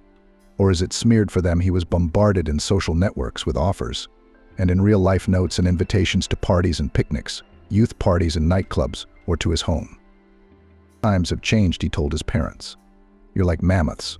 Your views on fidelity, no cheating, are outdated. Robert and Elizabeth did not push him too much, did not bring him up, did not hurry him to settle down, to meet his one and only woman. Let him go out for the time being. It's a young thing, they decided. They were now much more concerned about an unexpected problem that loomed on the horizon. Their daughter Catherine had just turned 15. It was time to think about her future profession. The girl's mind was filled with illusions and fantasies. She decided to become an actress and went to the theater club for the second year. Last week, a friend of the teacher, who works as a choirmaster, unexpectedly came to the class. She was interested in Catherine, who was performing a simple song from the play at the rehearsal. The woman was impressed by her voice and took her parents' contacts.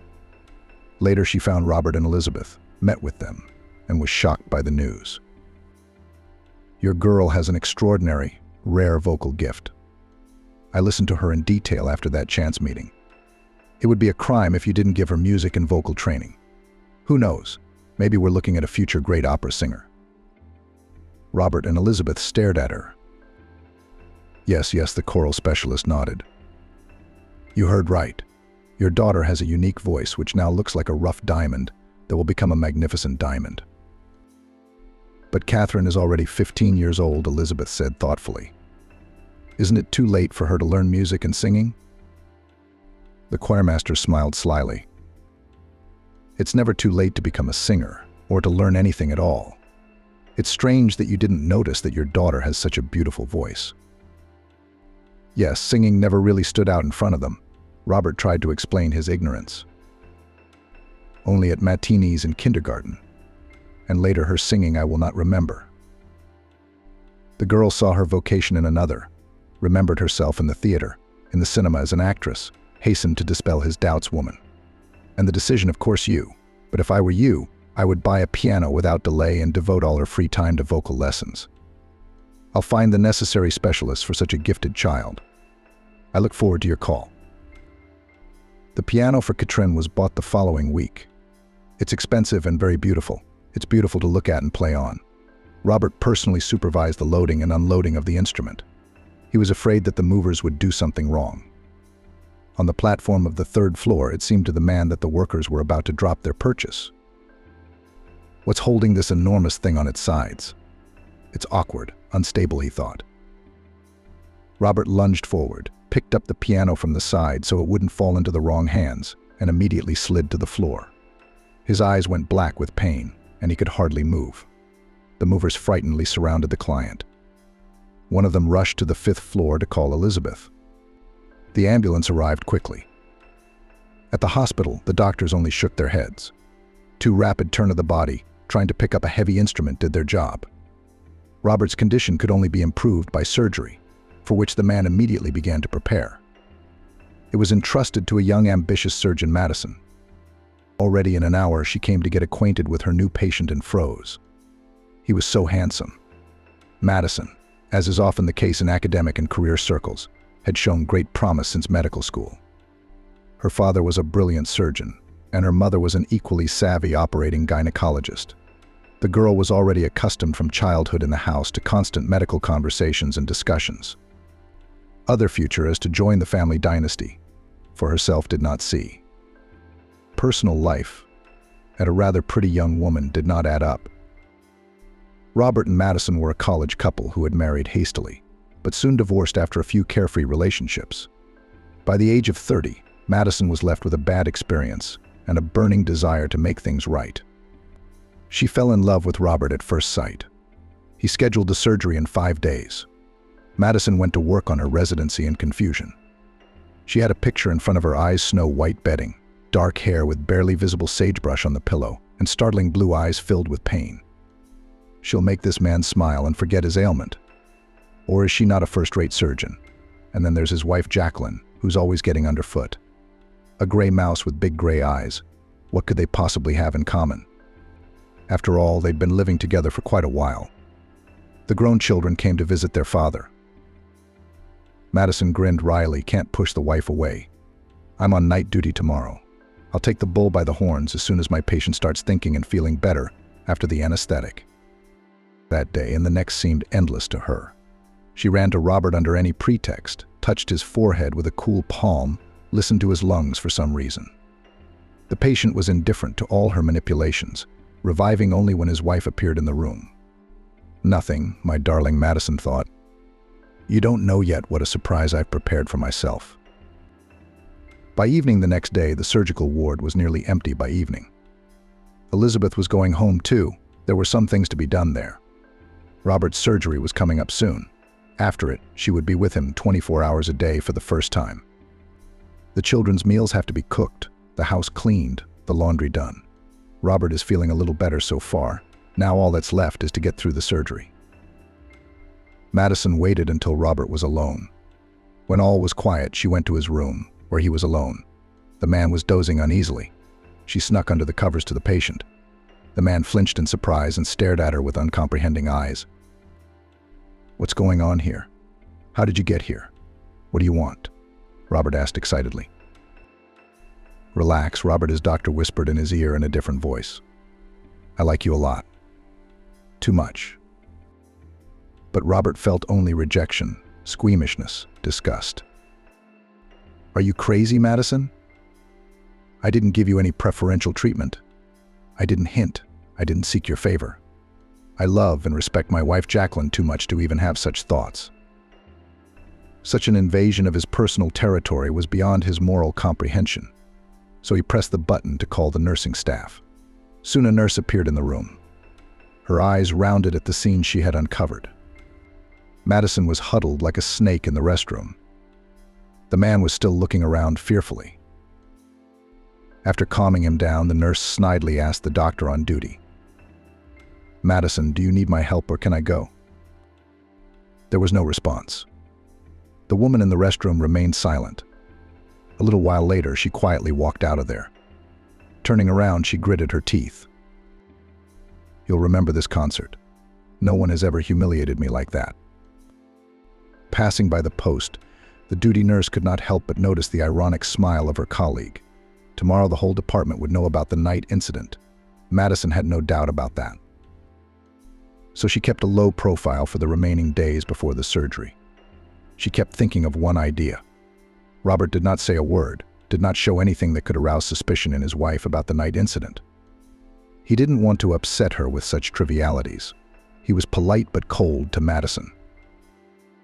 The day of the surgery was finally set for tomorrow. The meeting with the doctor had already taken place. Only Elizabeth was a little nervous. After all, she hadn't sung for a long time, and tomorrow she had scheduled an extremely important meeting with 2 vocal teachers at once. Robert only laughed at Elizabeth's fears.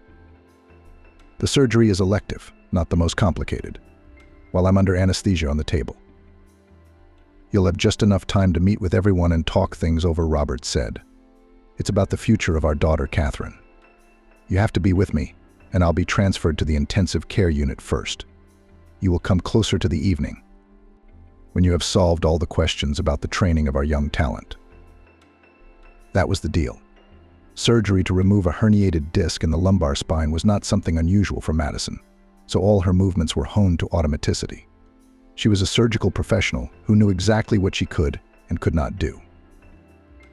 Glimpse once again admiring the beautiful face of the patient, she gave the command to the assistants to serve something, bring something, and herself touched the nerve endings at the site of the operation so that no one noticed. In the protocol of manipulation of this nuance, Madison did not enter.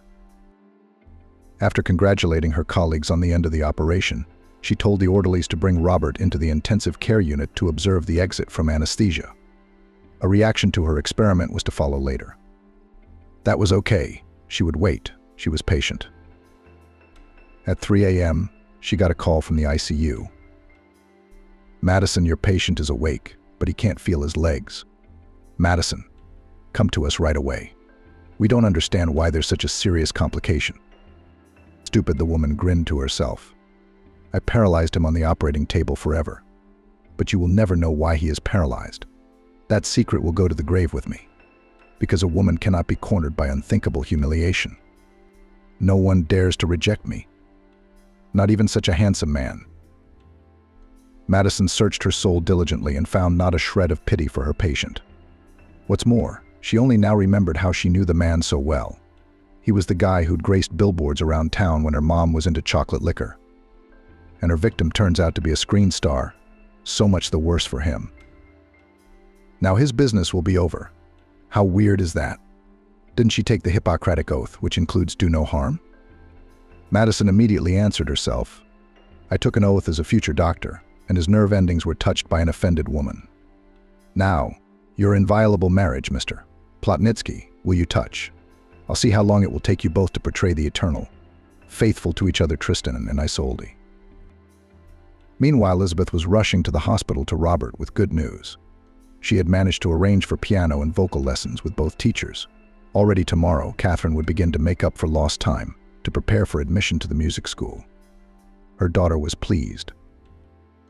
Joan was a parasite, he kept laughing. What a parasite.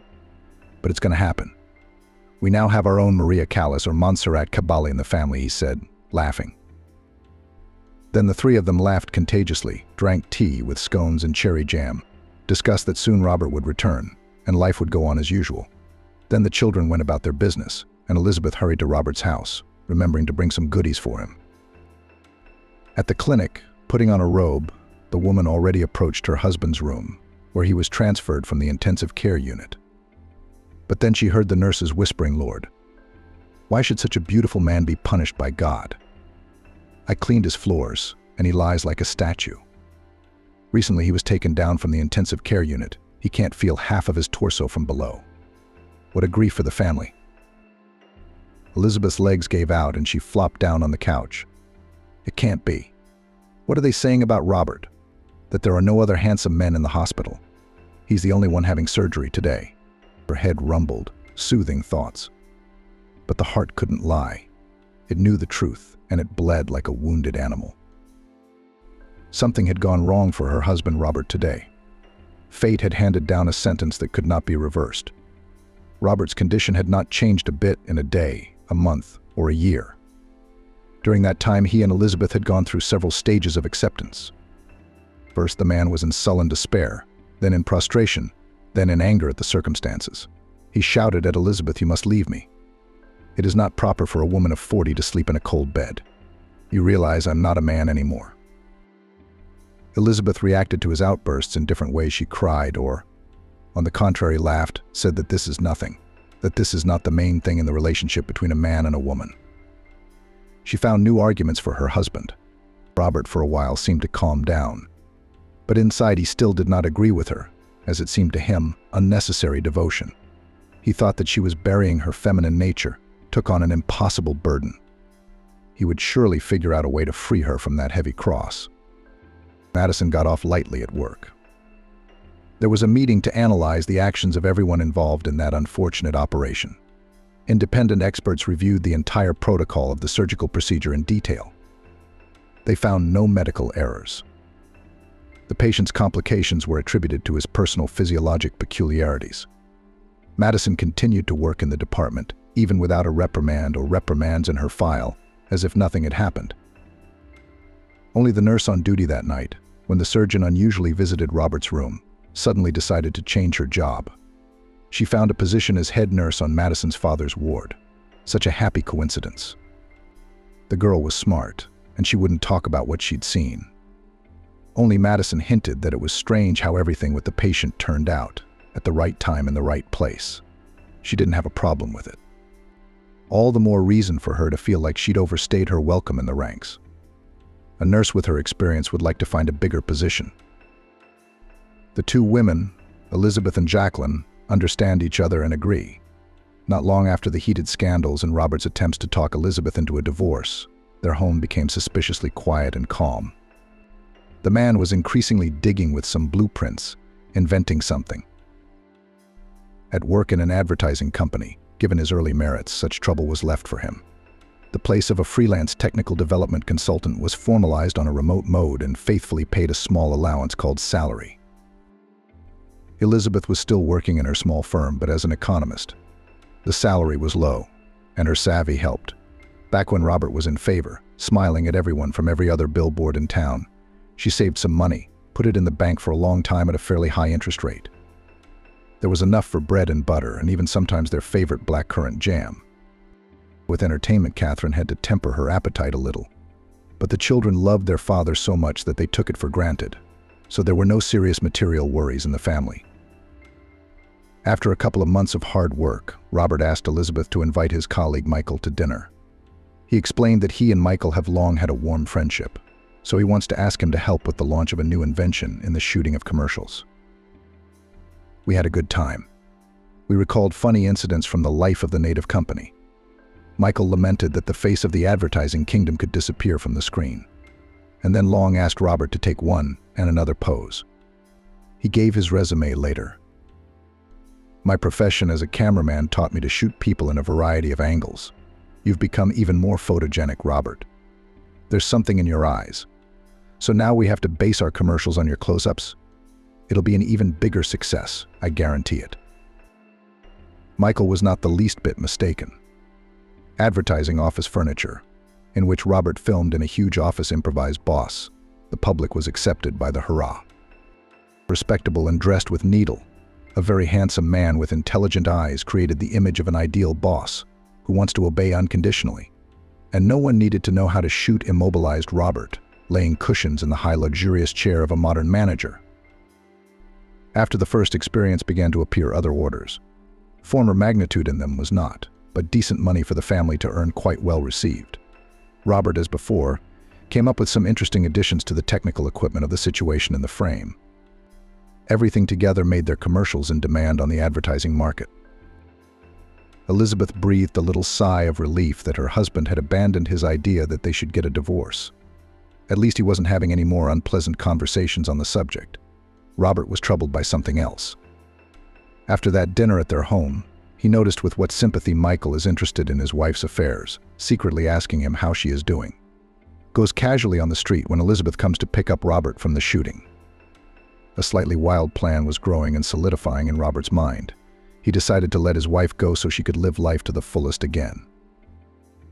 For the cause took zealously, and became even closer to the handsome cameraman, and began to often invite him to the house. On various far-fetched occasions encouraged his attention to his wife. A woman's heart is not a stone. Elizabeth, who had long been ignorant of other people's attention from cavaliers, was susceptible to Michael's behavior.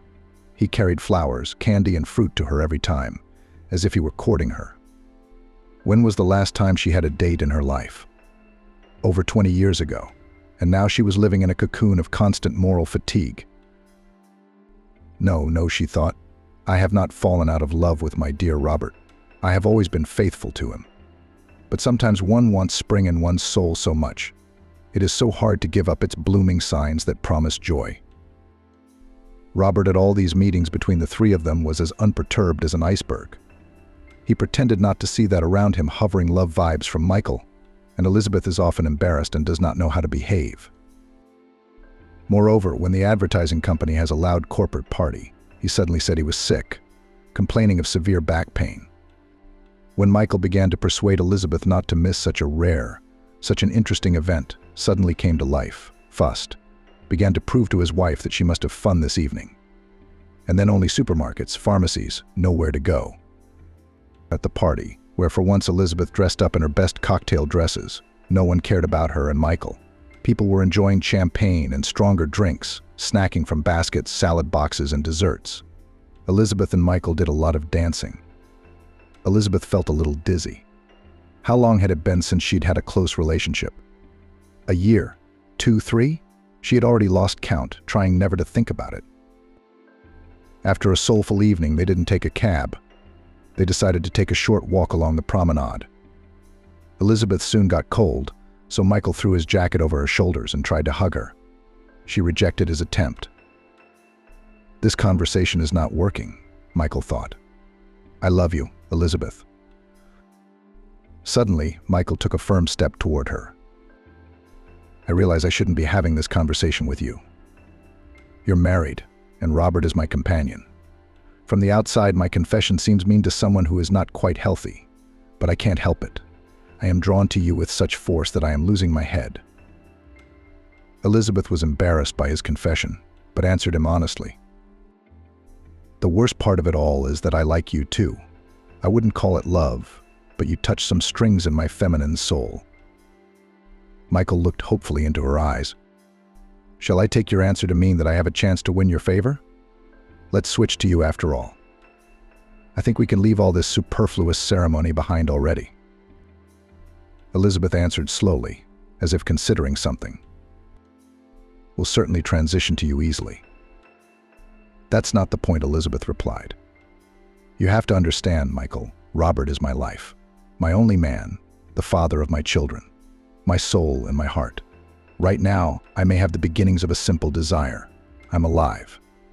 But I'm not going to cheat on my husband.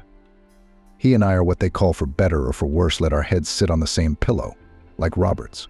He's already gone gray since his surgery. I'm not arguing with that either. I'm just covering up the gray that's coming in so he won't see it. Think about it.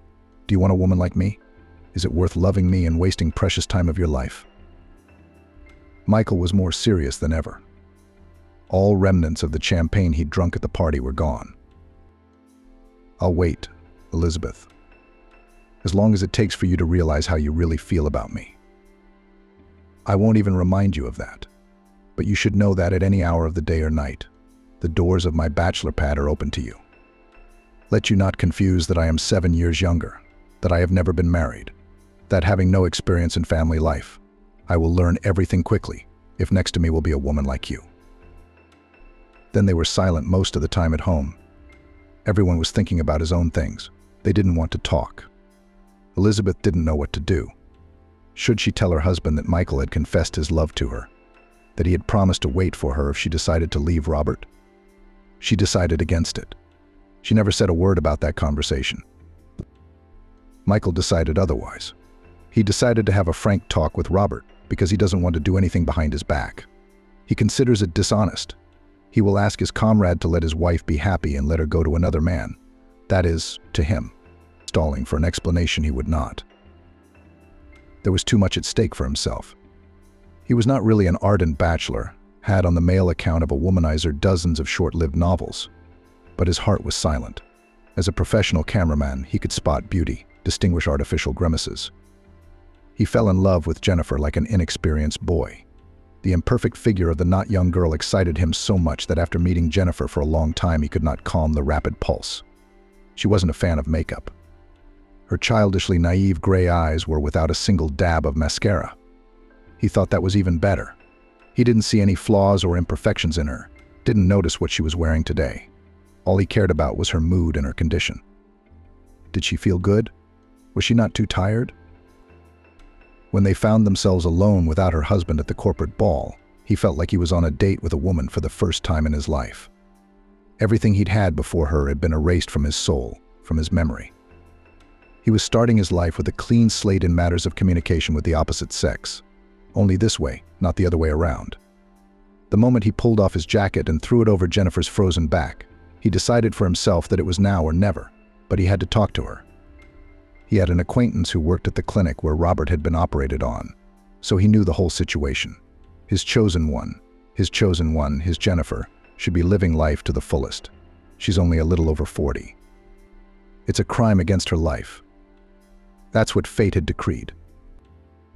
The conversation between Michael and Robert took place 3 days later.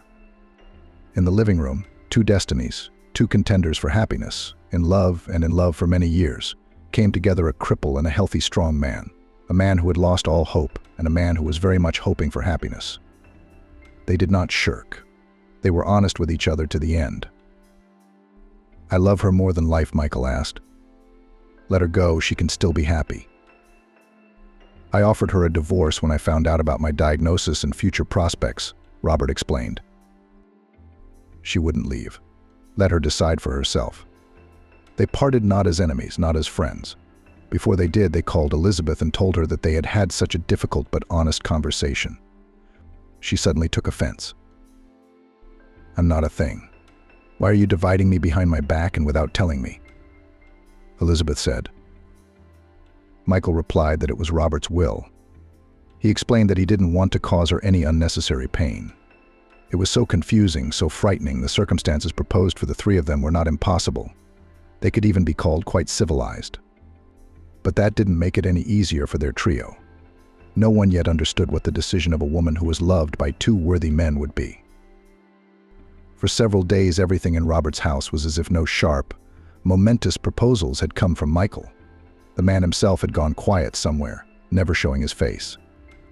Elizabeth fiddled with the daily chores and paid even more attention to caring for her husband, but was mostly suspiciously silent.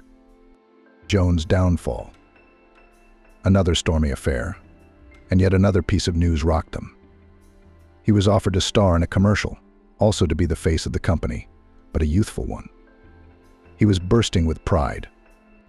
"I am also handsome and will soon appear on the first billboards in the city," he said. His father, having listened to his enthusiastic story about his first successes, cooled his ardor a little.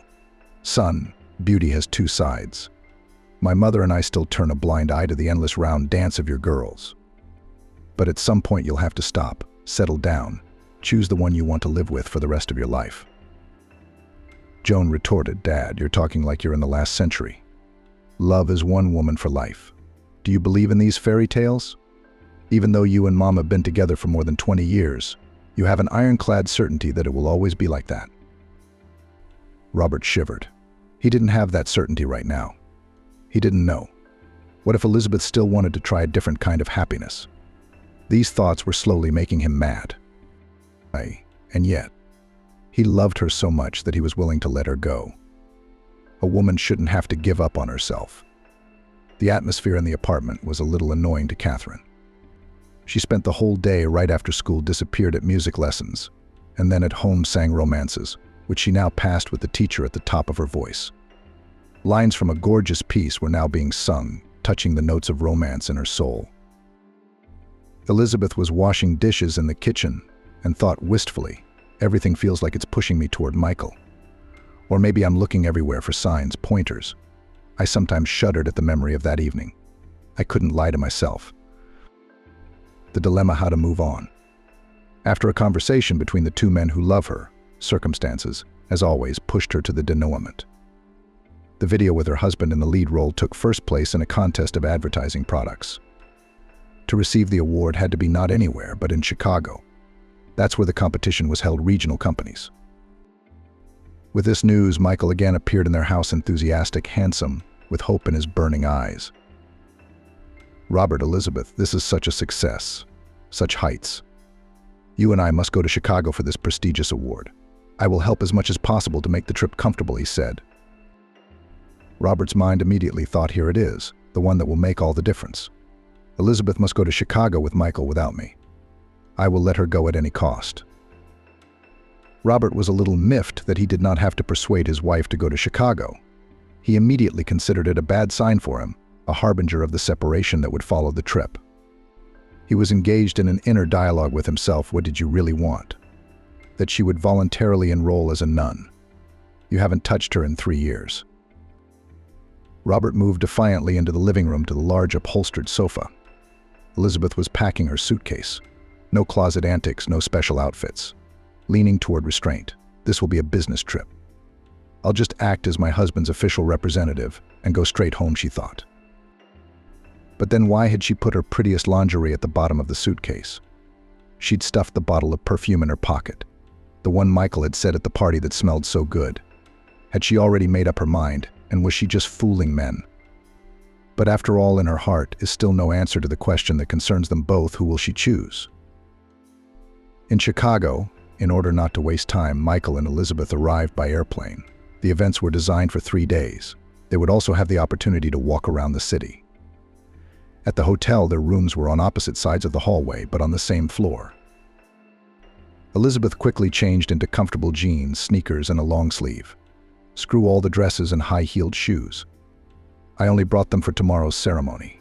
Charming Michael is not part of my plan, she thought. They had dinner right in the hotel restaurant. There was neither the energy nor the desire to look for something else. Before, Michael and Elizabeth had not felt constrained in each other's company, but now it was as if they had a bond of silence. They did not speak, but stuttered on every word. "Do you like it? It's amazingly picturesque," Michael kept saying. His favorite place of power turned out to be a fenced area on the roof of a high-rise building with benches, tables, and even umbrellas from the sun, which were now rolled up. Tidy, cozy, unusual. On the walls, colorful drawings, graffiti. Now they were here alone amidst the city lights fading into twilight, and beneath them was all of Chicago in the palm of their hands. A mesmerizing sight. After drinking wine from a plastic cup, Elizabeth felt a sense of relaxation begin to blossom inside her for the first time. There was a beauty in the change of scenery, after all. Conversation was effortless now. Michael talked about his childhood, about his parents, who lived in a small town near Chicago. They loved their greenhouses, where they grew several unusual varieties of tomatoes. When fresh salad greens appeared on the table, there you could find fruits ranging in color from orange and yellow to black. Michael pulled Elizabeth to him, kissed her. She did not push him away as before, but responded to his kiss. "They like you," Michael said. "Who?" Jennifer didn't understand. "My parents," he explained. "They're very simple, but they're also very warm-hearted people. They'll be easy for you to be with." She didn't say anything against it. She couldn't forget his kiss. And he realized it in his gut. They went to his room in the hotel. After that sleepless night of awarding a statuette for the best work of her husband, as a model of commercials Elizabeth remembered as in a fog. Then she and Michael had nothing to stop them from being together for 2 more days. The man thought triumphantly, "Elizabeth is mine now. She will now leave Robert for good." There can be no doubt about that. He did not ask her anything about it. He was absolutely sure. They flew home in silence. It seemed to him that there was a complete understanding between them. From the airport they went to his house. Hastily, in 4 hands, prepared dinner. Again they locked in a long embrace. They fell asleep in the morning. When Michael awoke, Elizabeth was gone. On the nightstand next to his bed was a note. "Michael, I'm sorry I'm a jerk because I only used you. I had to figure out, can I do it without Robert? The answer is no. You're a very good man. You're very gentle. But my heart tells me I don't love you and I never will. There's still only room for my husband. Thank you for everything." He didn't understand anything. He reread the text of the note, looked around once more. All of Elizabeth's things had disappeared from the bedroom. Would she go back to Robert again? Michael didn't kid himself. A woman like Elizabeth would indeed return to her husband, love him further, understanding everything, and endure the hardships associated with it. And the fact that she gave a temporary weakness, it is understandable. Elizabeth honestly told Michael that she was alive. He immediately added another epithet of his own, real. Michael immediately forgave her and, moreover, did not have any claims to her, did not think that she humiliated his male ego. Robert woke up reluctantly, out of inertia. He did not want to stay in this world. After all, Michael and Elizabeth were supposed to return home from New York yesterday. But Elizabeth never showed up. So she hadn't made her choice in his favor.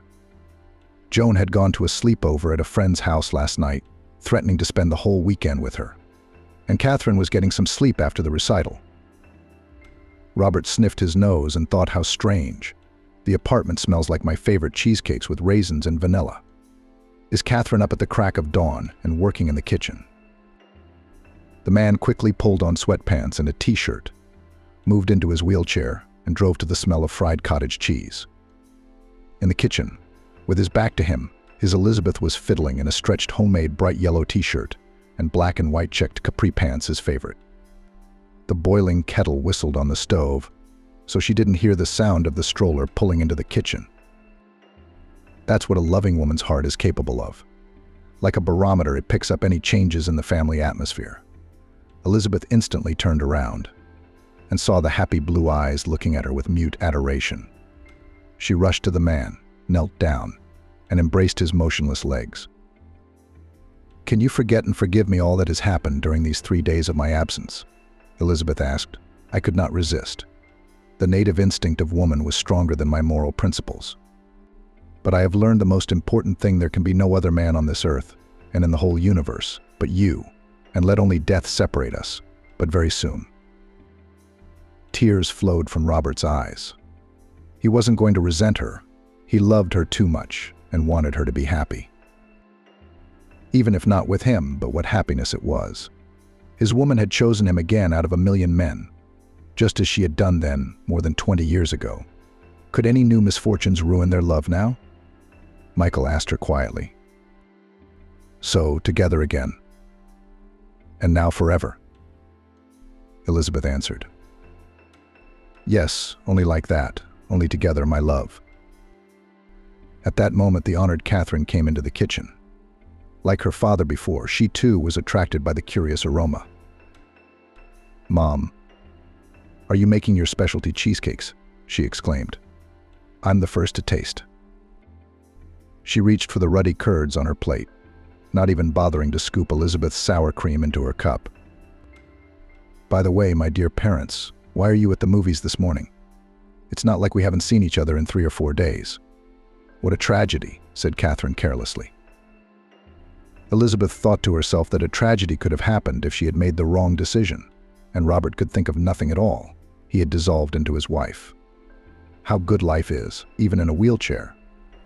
You just have to realize it in time, appreciate it, feel it. Sometimes it's even possible to persevere through tough trials. He and Elizabeth did. Vanessa was on her way to her mother Jessica's hospital. On the way, she was leafing through a fashion magazine she found on a bench at the bus stop. Rich, beautiful, and successful models with perfect makeup and hairstyles, dressed in clothes of famous brands, looked at the girl from the pages. Their beauty was so bright, so perfect, that Vanessa did not even think of envy. It didn't occur to her that she could look good in expensive clothes after a visit to the salon.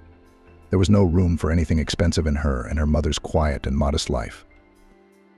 Her mother had worked as a nurse in a polyclinic all her life, with occasional part-time jobs as an orderly and cleaner. Vanessa tried to help her as much as possible. The girl never asked about her father. Only once her mother misspoke, saying that people like him would never get in touch with people like them.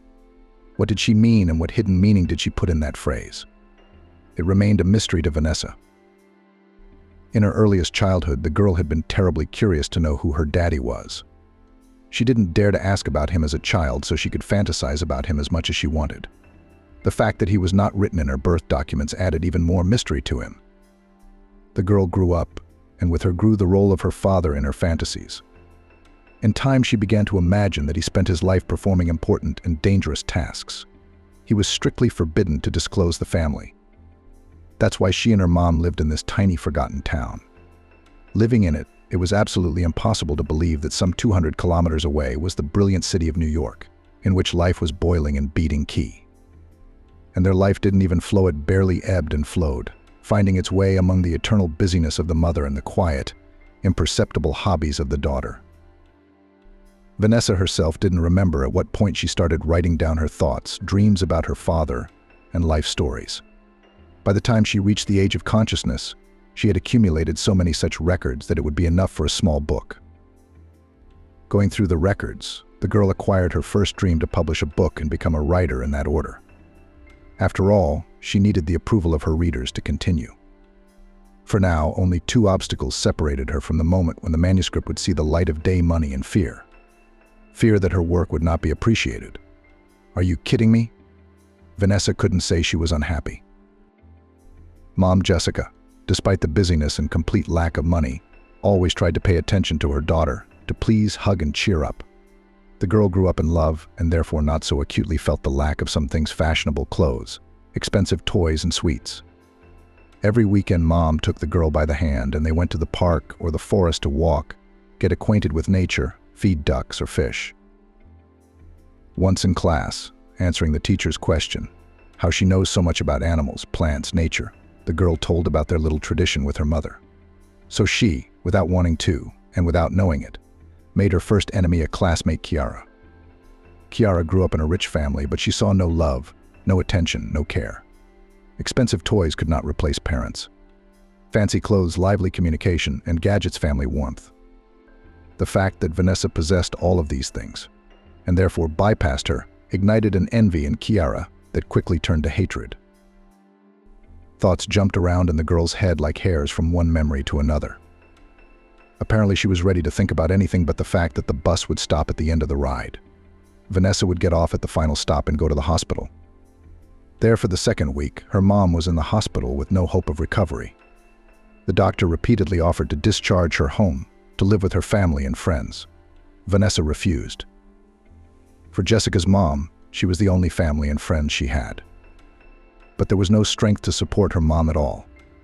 They were barely enough to drive to her mom's house every day, bring home cooked meals, and stay cheerful. Returning home, she would close the door and slowly slump down on it, biting her lip in pain. The nearest, dearest, and only dear person in her life was leaving. There was nothing she could do about it. One of the orderlies hinted for the girl to start preparing. For what? Vanessa clapped her eyes in bewilderment, not really understanding what she was talking about. And she did. For what? Not for the discharge, for the funeral. What funeral? What are you talking about? Mom will recover and will live like we used to. We'd like that to happen, but this disease doesn't give us a chance. You're wrong. You're wrong. Mom's strong, she'll be fine. Besides, the doctor offered to discharge her. Yes, to live to avoid spending state funds. The woman grinned loudly. Here, Derivianko, take this and you'll need it. And she handed Vanessa neatly folded bills. No need, we don't need anything. The catchphrase of all those who really need everything. Maybe not you, but you should see your mother off. I'll tell you everything in order tomorrow, or you'll forget something.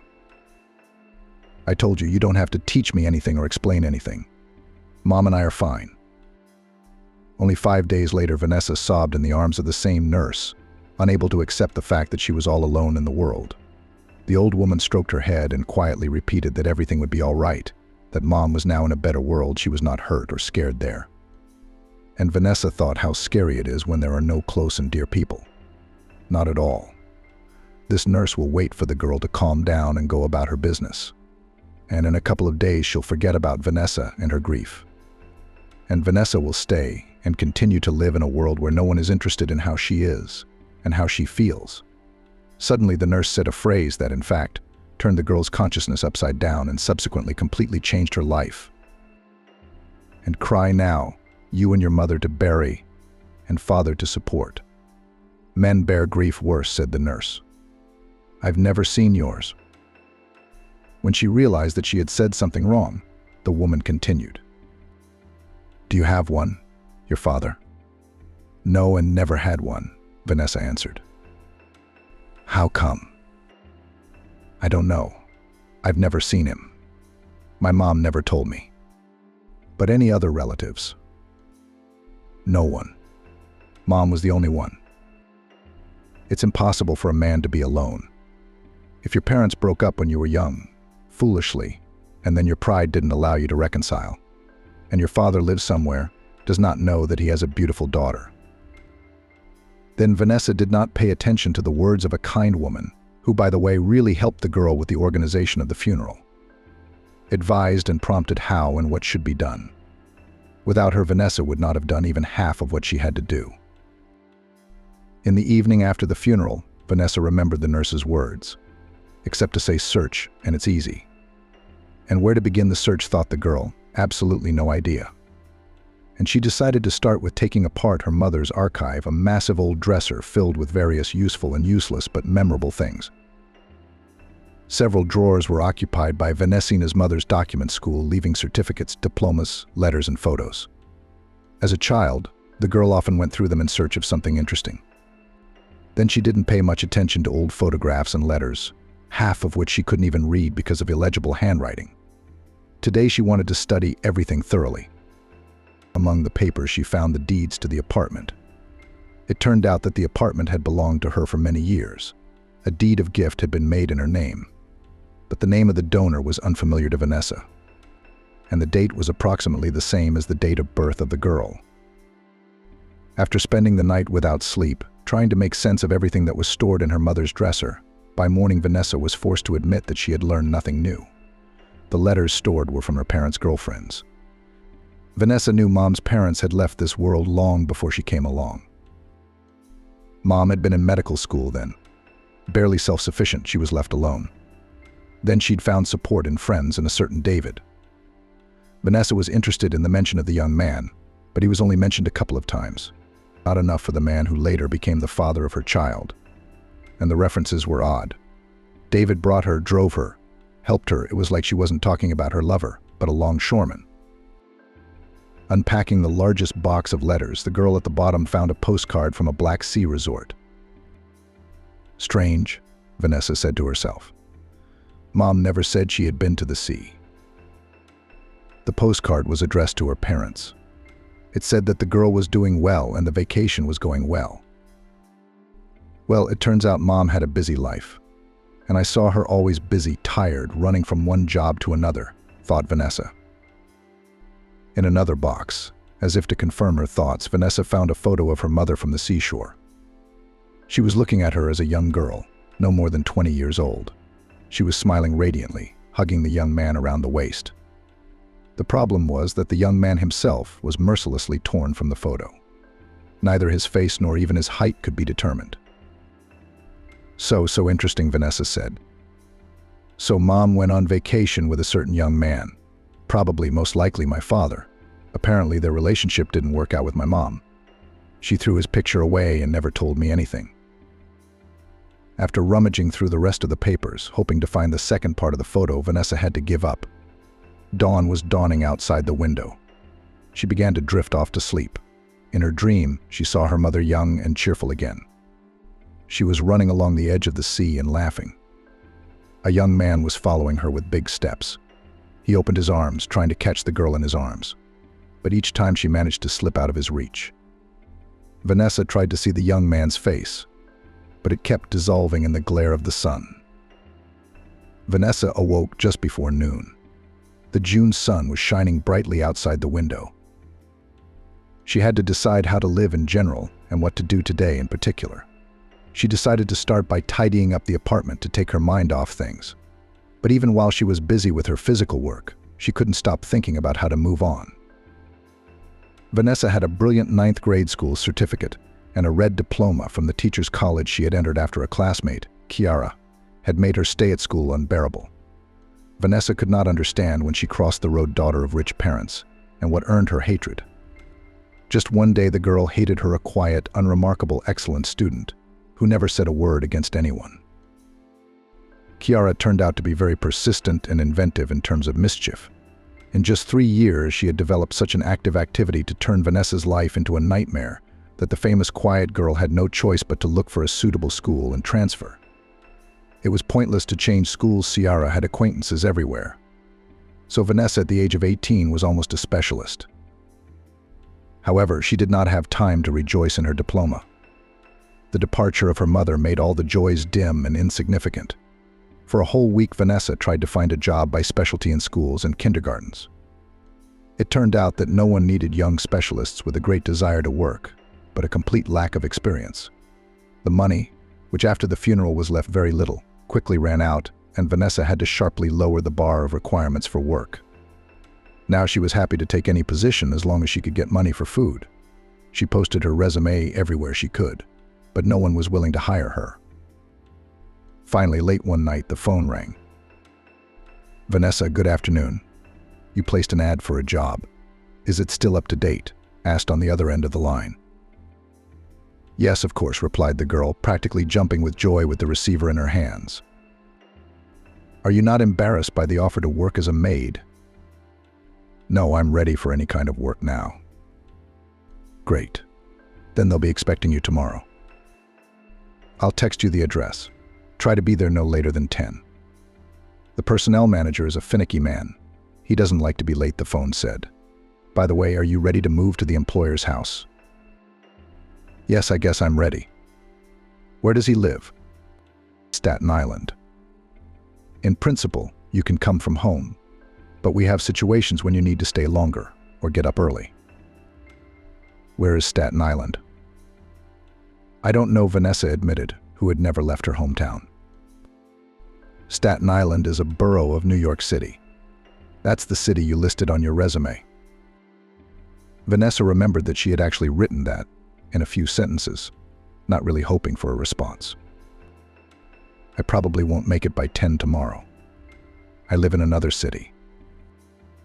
Which one? Asked on the other end of the line. Having heard the answer, the interlocutor didn't seem to be surprised. In the morning, you will take the train from your city. It leaves at 6, and you will be met at the station. If you are ready to work, pack everything you need at once. What exactly would I need to be a maid? Vanessa asked. Ahead, at least the caller grinned and hung up. Vanessa sat down on the floor, puzzled. The offer was as unexpected and mysterious as possible. They were ready to send an automobile to the train for the maid. She was so surprised by this offer that she forgot to ask about salary and working conditions. And what was the point of these questions? After all, the girl had never worked. She did not even have a labor book. Besides, the money was enough only for a ticket. Well, it's not much of a choice to starve here for another week, or to take a risk and go to work in the city of dreams. I think the decision is obvious. I'm going, the girl said to herself, and went to pack her things. Vanessa, who had never left the city, was faced with a very difficult choice. But what to take with her on the trip? What would come in handy for work? How would she leave the apartment? With the apartment account, the solution was obvious: give the keys to her neighbor to keep an eye on her. Late one night, Vanessa knocked on the neighbor's door. "Jessica, could you help me out?" she asked. "Yes, Vanessa, what's wrong? What are you doing up so late?" "I already went to bed," the neighbor replied. Vanessa knew perfectly well that the neighbor was lying. No one knew when she slept or if she slept at all. She was awake at all hours of the day and always saw and heard everything. She was aware of every incident, every gossip, every scandal. "Jessica, I have to leave early tomorrow morning. I'll leave the spare keys. You keep an eye on the apartment," Vanessa said. "Where do you think you're going?" The girl's first impulse was to keep silent. After all, tomorrow not only the whole entrance, but the whole city will know about her plans. If anyone in the city is even interested in her modest person. However, having judiciously reasoned that to go to an unknown place, without warning anyone, is definitely not worth it, she replied. "I'm going to New York to get a job. We couldn't find anything here. We need something to live on." "Are you going to look for your father?" the woman asked in a bizarre way. "Who?" "You know, my father.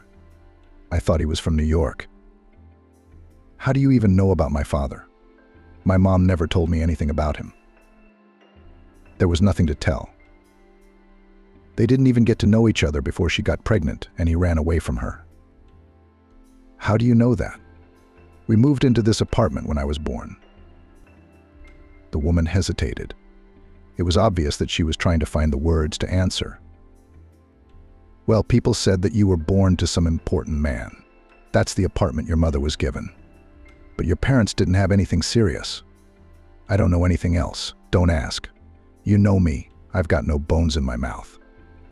"What I would have known, I would have told you," the old woman said, as Vanessa prepared to ask more. "I'm going to apply for a job as a maid in the house of some wealthy man.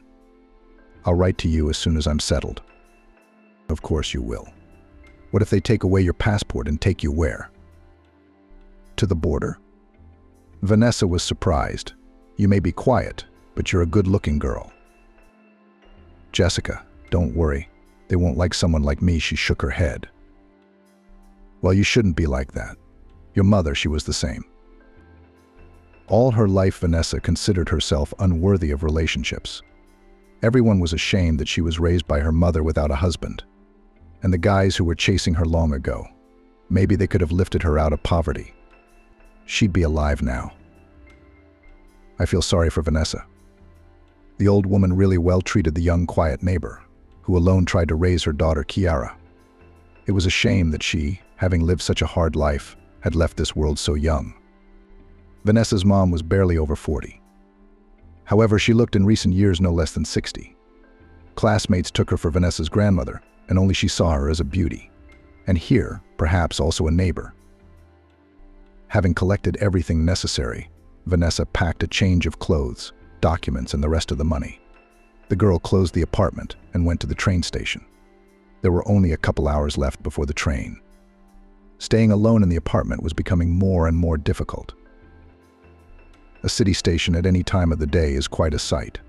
Not for nothing they say that train stations have seen more sincere love than marriage palaces.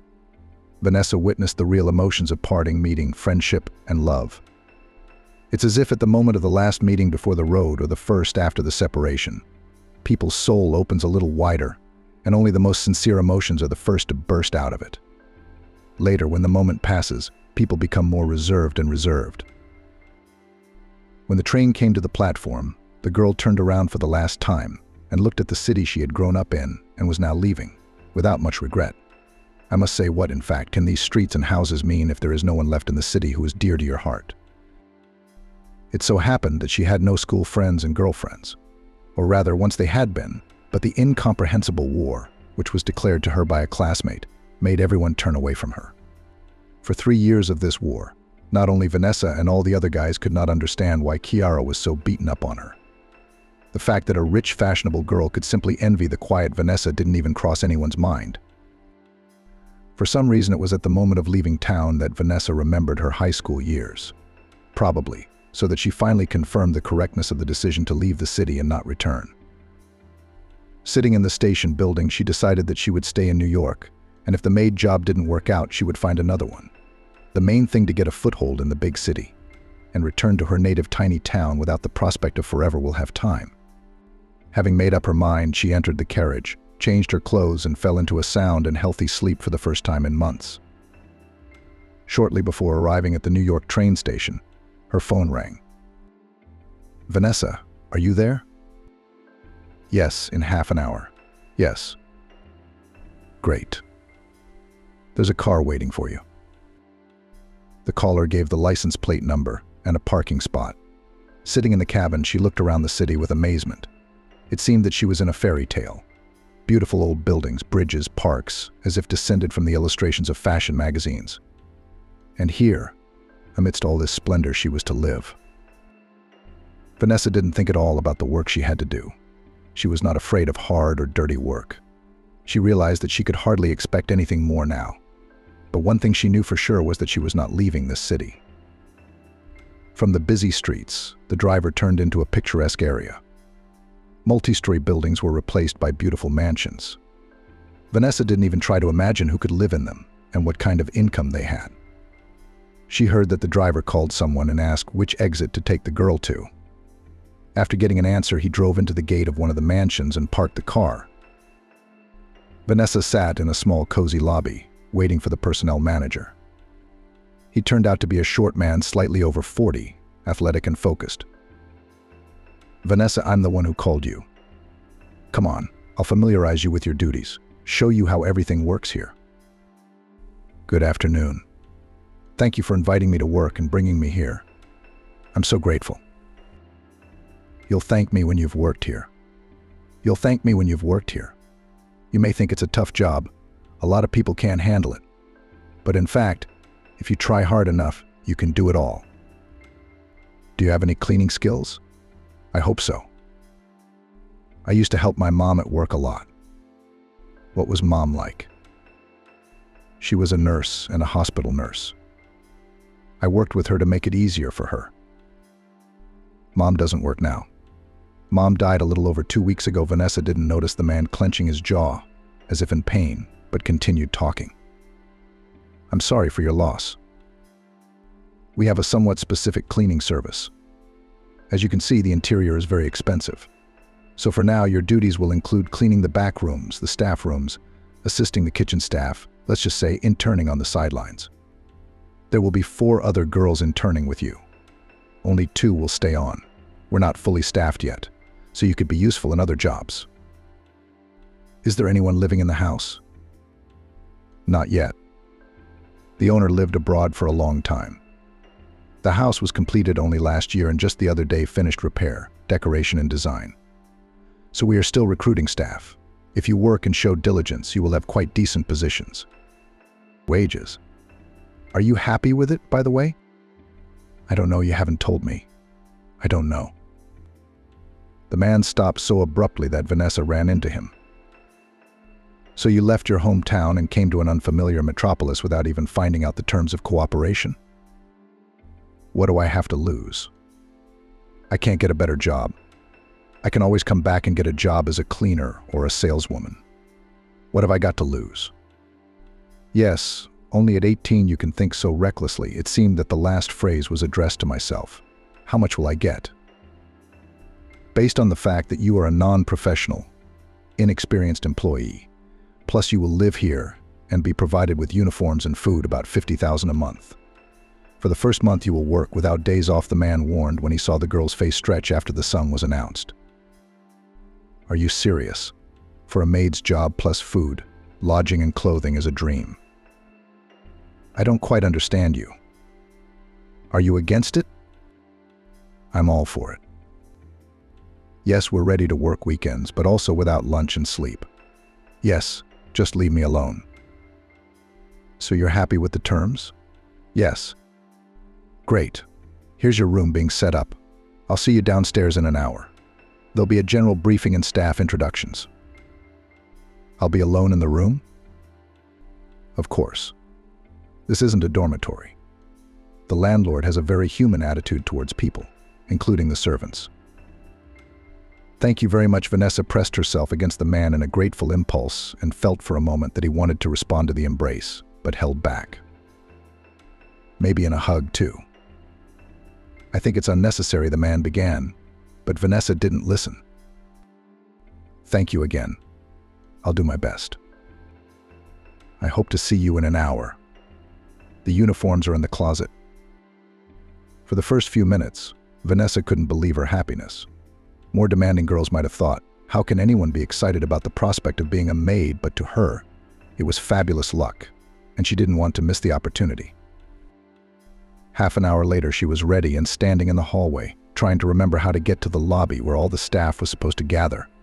The corridor was empty. It was quiet outside the room doors. The girl regretted not looking around as she walked and completely forgot to ask for directions to the lobby.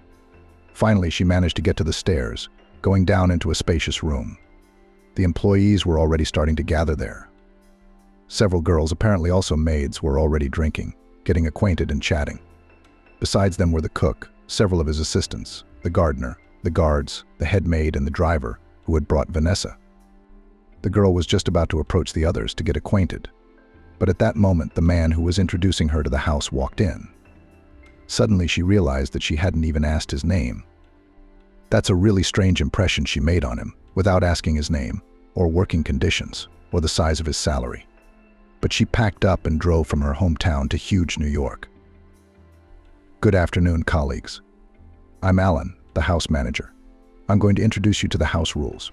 Most of the information you've already received. In addition, each of you has a small handout in your room regarding your responsibilities. I suggest you study them, especially for those who have no experience. The house is new, and the owners will move in only in a month. During this time, you and I need to get used to it and learn to work together as a team. You'll find the daily schedule in the room. We'll start living by it tomorrow. Today, familiarization with the house, responsibilities. I warn at once, personal relations, violation of discipline, bad habits, the reason for dismissal without clarification. For all this, you will have a weekend in the house. You are obliged to behave with dignity. The master is a man strict, conservative. Living in the house, he will be with his spouse and son. Perhaps his son's sweetheart will live in the house. How old are they all? One of the maid girls asked. The master's name is David. He and his wife Addison are 45. His son Matthew is 23. His girlfriend Ciara is just over 18. If I'm not mistaken. Our host is the owner of a large gemstone mining and processing corporation. His wife is the owner of a jewelry manufacturing firm. His son has recently finished his studies in England and will help his father in his business. But for any questions, you should contact me. Try to keep contact with family members to a minimum. They are reserved people, and this many strangers is also very stressful for them. They will bring in a staff member to clean their private rooms and serve at the table. It's complicated, said one of the girls. If you are not satisfied with these complications, you can always tell me and we will find a replacement for you, the man said calmly. No, I'm fine with it. Vanessa listened and could not believe her own ears. How far this world was from the one she lived in. Vanessa spent half the day learning the rules and duties, the routines. She walked around the part of the house where she was to work. Vanessa got to know all the staff. She was in such a confused state that she could not fully comprehend the amount of change that had taken place in her life. Perhaps it is only when you are young that you can be so carefree to enjoy everything and change your life so easily. From the next day, her labor career began. Accustomed to labor, the girl did not experience special difficulties, quickly performing the entire amount of work. It was for this that the other maids began to dislike her. The work, designed for the whole day, she performed in a few hours, not distracted by conversations. As a result, Alan began to grumble at the others, who were much less eager to work than Vanessa. By the end of the month, the entire staff had settled in, learned their duties, and established interpersonal relationships. Fortunately, fears of romance at work were completely unfounded. Almost all of the adult staff were married, and the maid girls were not interested in the single Alan, the driver, an unloved and withdrawn guy in his 30s. He was also to fulfill the duties of a security guard should the need arise. From one day to the next, the arrival of the family was awaited. Their rooms were ready the day before their arrival. Their assistant Chloe arrived to check on the final preparations. She appeared to be a stern and collected woman whose age was impossible to determine. She was equally likely to be in her 30s or 50s. One day, Vanessa decided to ask Alan a question that had been bothering her for a long time. "Alan, please tell me, why do you never call anyone by their middle name, everyone, including yourself? Do you introduce only by first name?" "It's a habit we picked up while we were living in England. There are no middle names there. Everyone calls each other by first or last name. David and Addison should be called that too, but I told you not to go near them yet." "I remember." The arrival of the hosts was not a special event for the staff. The cook cooked lunch, got orders for dinner. Chloe herself gave all the orders, working surprisingly well with Alan. The young maid girl suggested that they might well be having an affair. For dinner, they waited for the arrival of Ciara, the future daughter-in-law of the owners. The girl had been born and raised in Russia, but had spent the last few years in England, where she had met Matthew. The girl's father had a brilliant career, so she was a favorable party. She was to be surprised and charmed. What was Vanessa's surprise when she recognized her former classmate in the girl who arrived, the same one who had made her school years a living hell. Vanessa realized that as soon as Ciara saw her and recognized her, her days in this house would be numbered. So she had to do everything to make sure that the girl, the daughter-in-law of the master's son, did not notice her. Fortunately, the young people just a couple of weeks later went on vacation to one of the resorts. Sitting in the city in the summer was really unbearable. One day, Vanessa came running into one of the rooms, checking the dust on the top shelf of a massive closet. Getting to it with her short stature was impossible. She had to use a small ladder. Engrossed in her work, she didn't immediately notice she wasn't alone in the room. That's why when Matthew, who was watching her, coughed softly, she flinched, lost her balance, and fell down the stairs. Although the stairs were not high, the bruise from the fall could have been quite painful and serious if Matthew hadn't caught her on the fly. Tall and athletic, he picked up the petite girl as if she were nothing.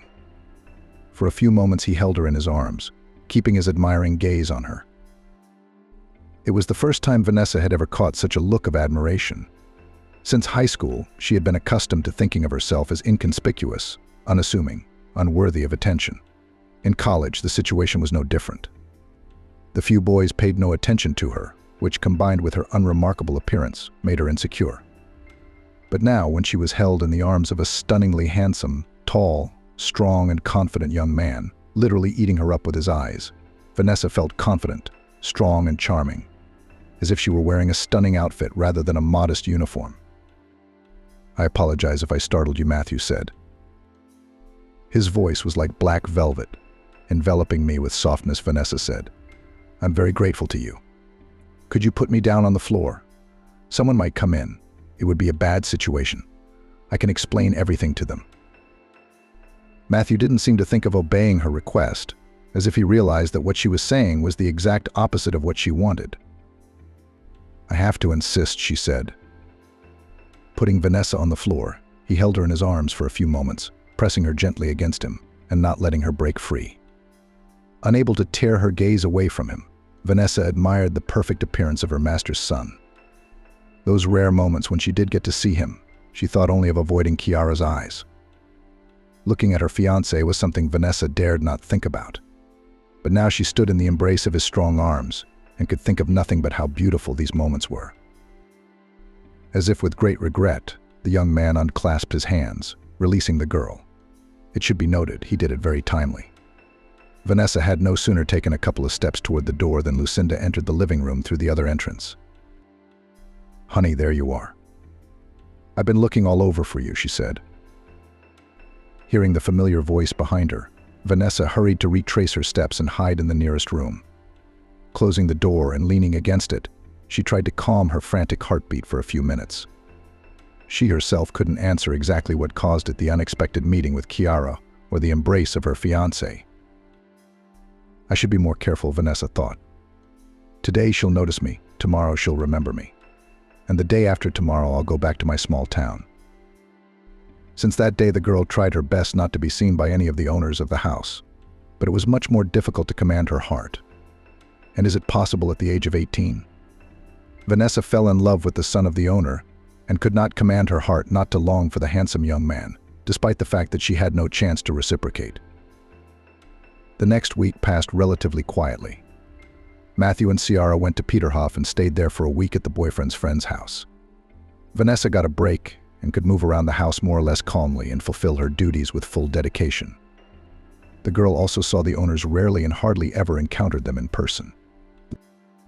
Alan, noting the responsibility of the staff, periodically made small changes in the staff or reassignment of duties.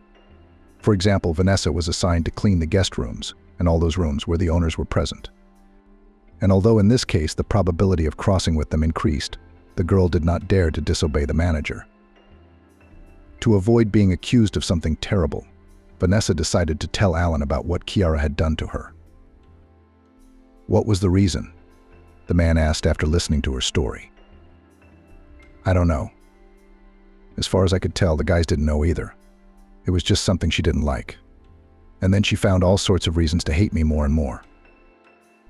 Well, she's gone now, so you can work in peace. Well, she's gone. Besides, they're getting married in the fall, and then they're going on a honeymoon, after which she'll start school.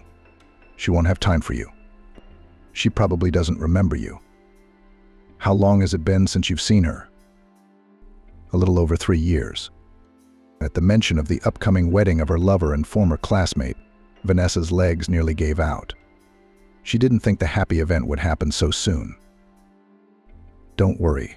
It's good that you warned me. Don't worry. How come you were in the same class as her?" Her dad was from the local government back then and wanted to show how close he was to the people, which didn't stop his daughter from showing us what dirt we are, basically. "Yeah, tough luck for you. But why have I learned to ignore people like Ciara? Like your mom?" The man's voice broke out involuntarily, but he didn't even seem to notice. "How do you know what my mom was like?" Vanessa was surprised. "You told me." It was obvious that Alan was embarrassed and didn't know what to say. Maybe he said at last. The next day, Vanessa met the owner of the house for the first time. She was cleaning the table of photos, humming her mother's favorite song. At that moment, David entered the room. "Jessica," he said involuntarily when he saw the girl. "No, I'm Vanessa. I'm sorry, I didn't know you'd be home at this time. Alan told us to do the cleaning in your absence." "That's okay. Go ahead and work. I won't interrupt you. You just remind me of someone I know."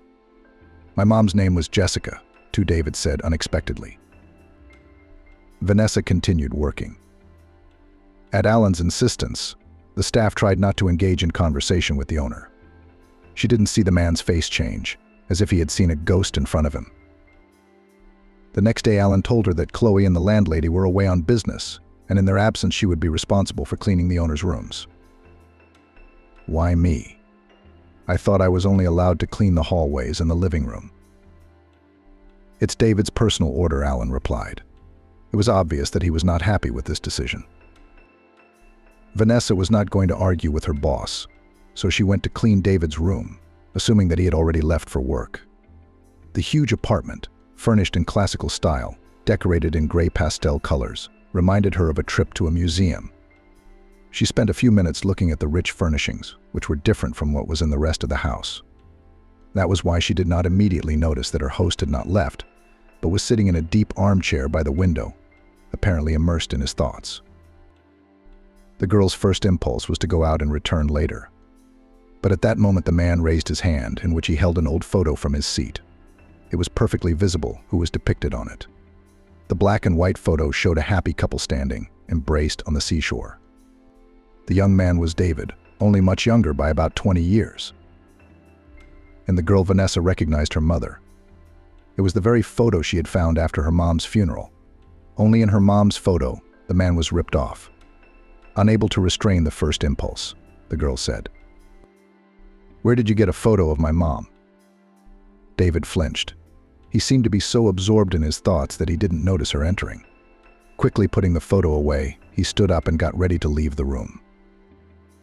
"You didn't answer," Vanessa stopped him. "You made a mistake. That's me and my wife when we were young. My mom has the exact same photo, only you're torn off. And your wife is the same height as you. That's my petite mom in the photo. How do you know her?" Vanessa looked into the man's eyes. Many times she had read in books that in the eyes you can find the answer to all questions, and she had never understood how that was possible. Now, looking at the pain reflected in them, the girl realized what the man could not say out loud. "You're my father," she said. David took a deep breath and turned away from the window. Apparently it was easier for him to talk that way. "Yes, but I didn't know Jessica had a baby for a long time. When we broke up, I had Alan keep an eye on her, watch her from afar, help her if she needed it. A year later, however, he told me he'd met Jessica. She absolutely refused any help or any mention of me at all. It turns out he didn't stop looking after you. When you were orphaned, he was the one who made sure you were placed in our home. And you didn't know about this?" "No, not until yesterday. He wanted to keep you close so you wouldn't get into trouble. He hoped I wouldn't recognize you. Basically, he had the right idea. We weren't planning on living in this house for long.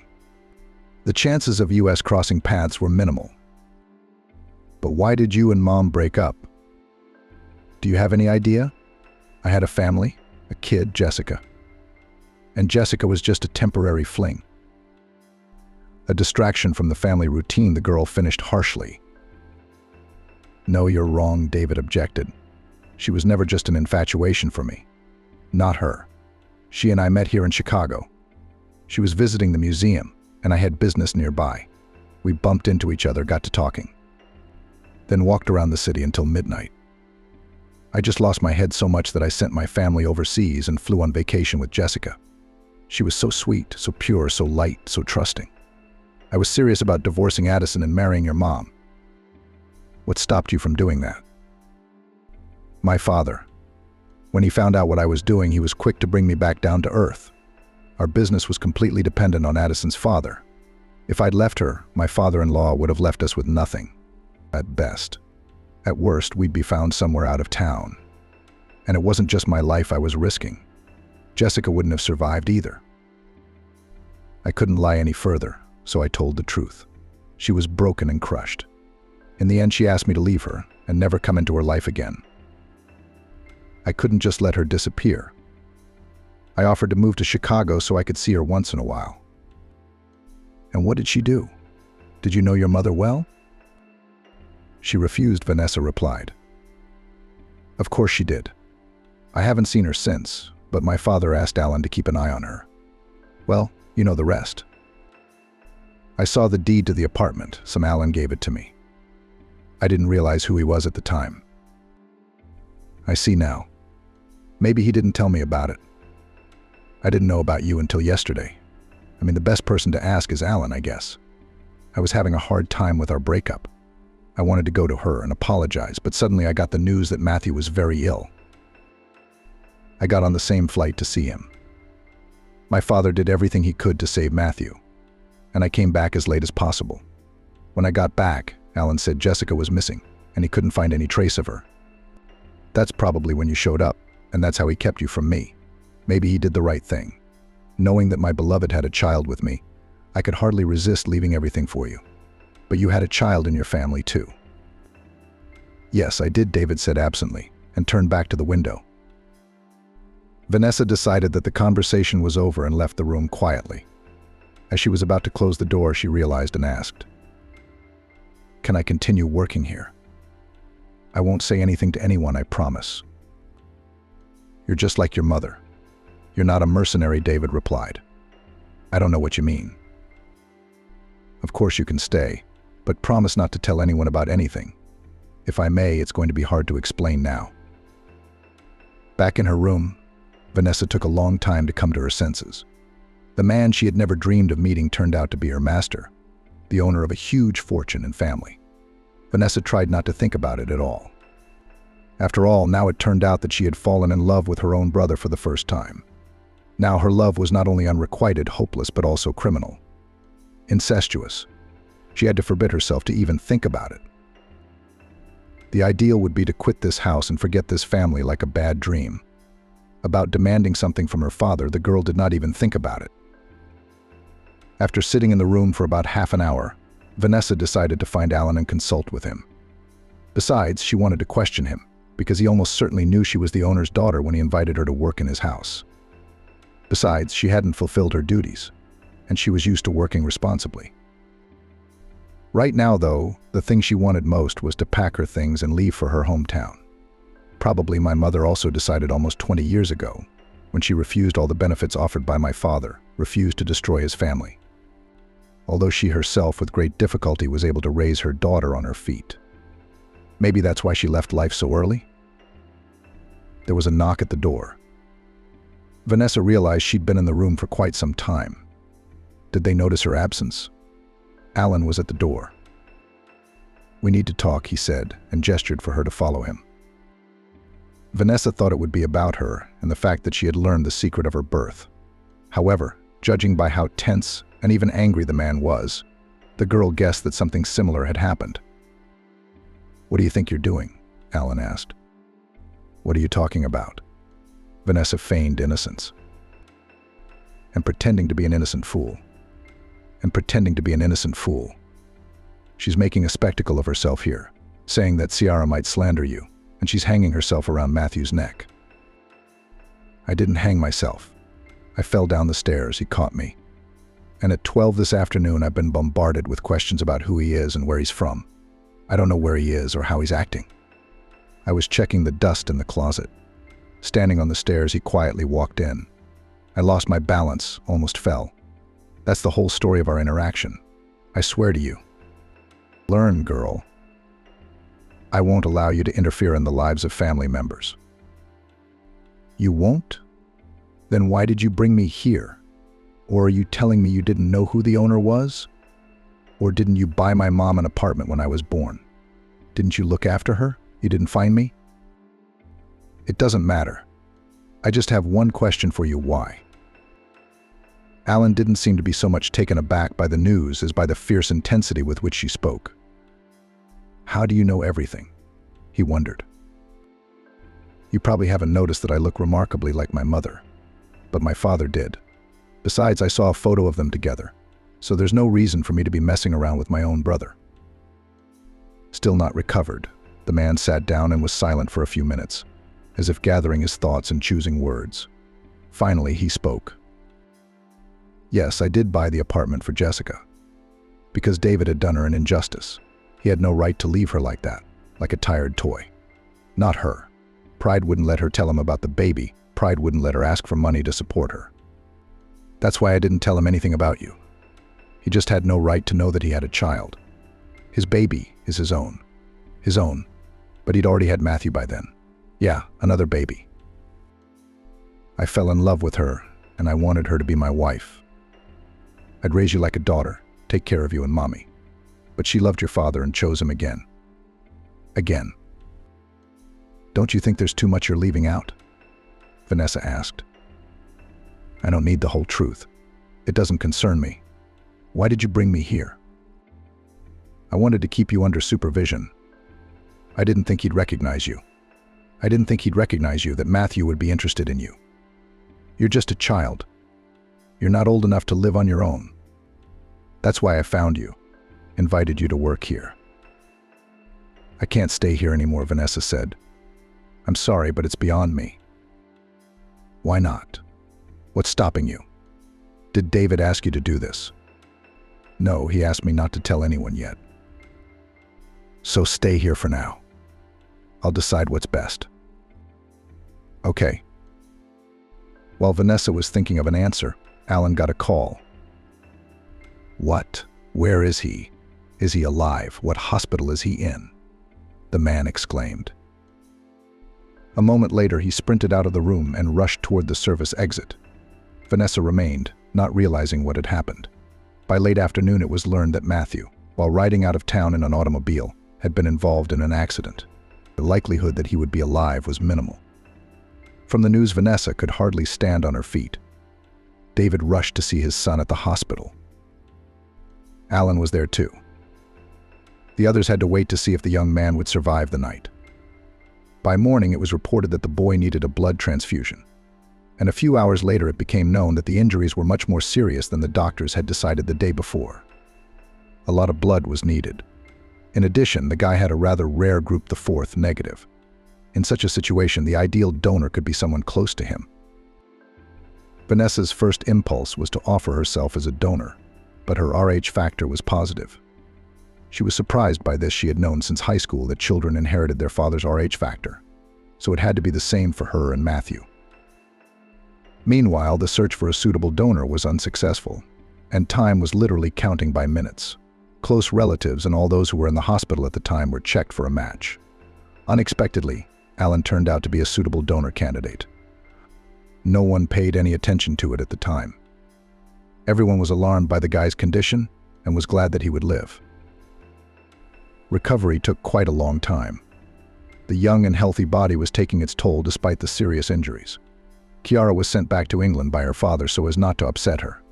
Besides, the school year was starting and the girl was just beginning her studies. The wedding due to the accident had to be postponed.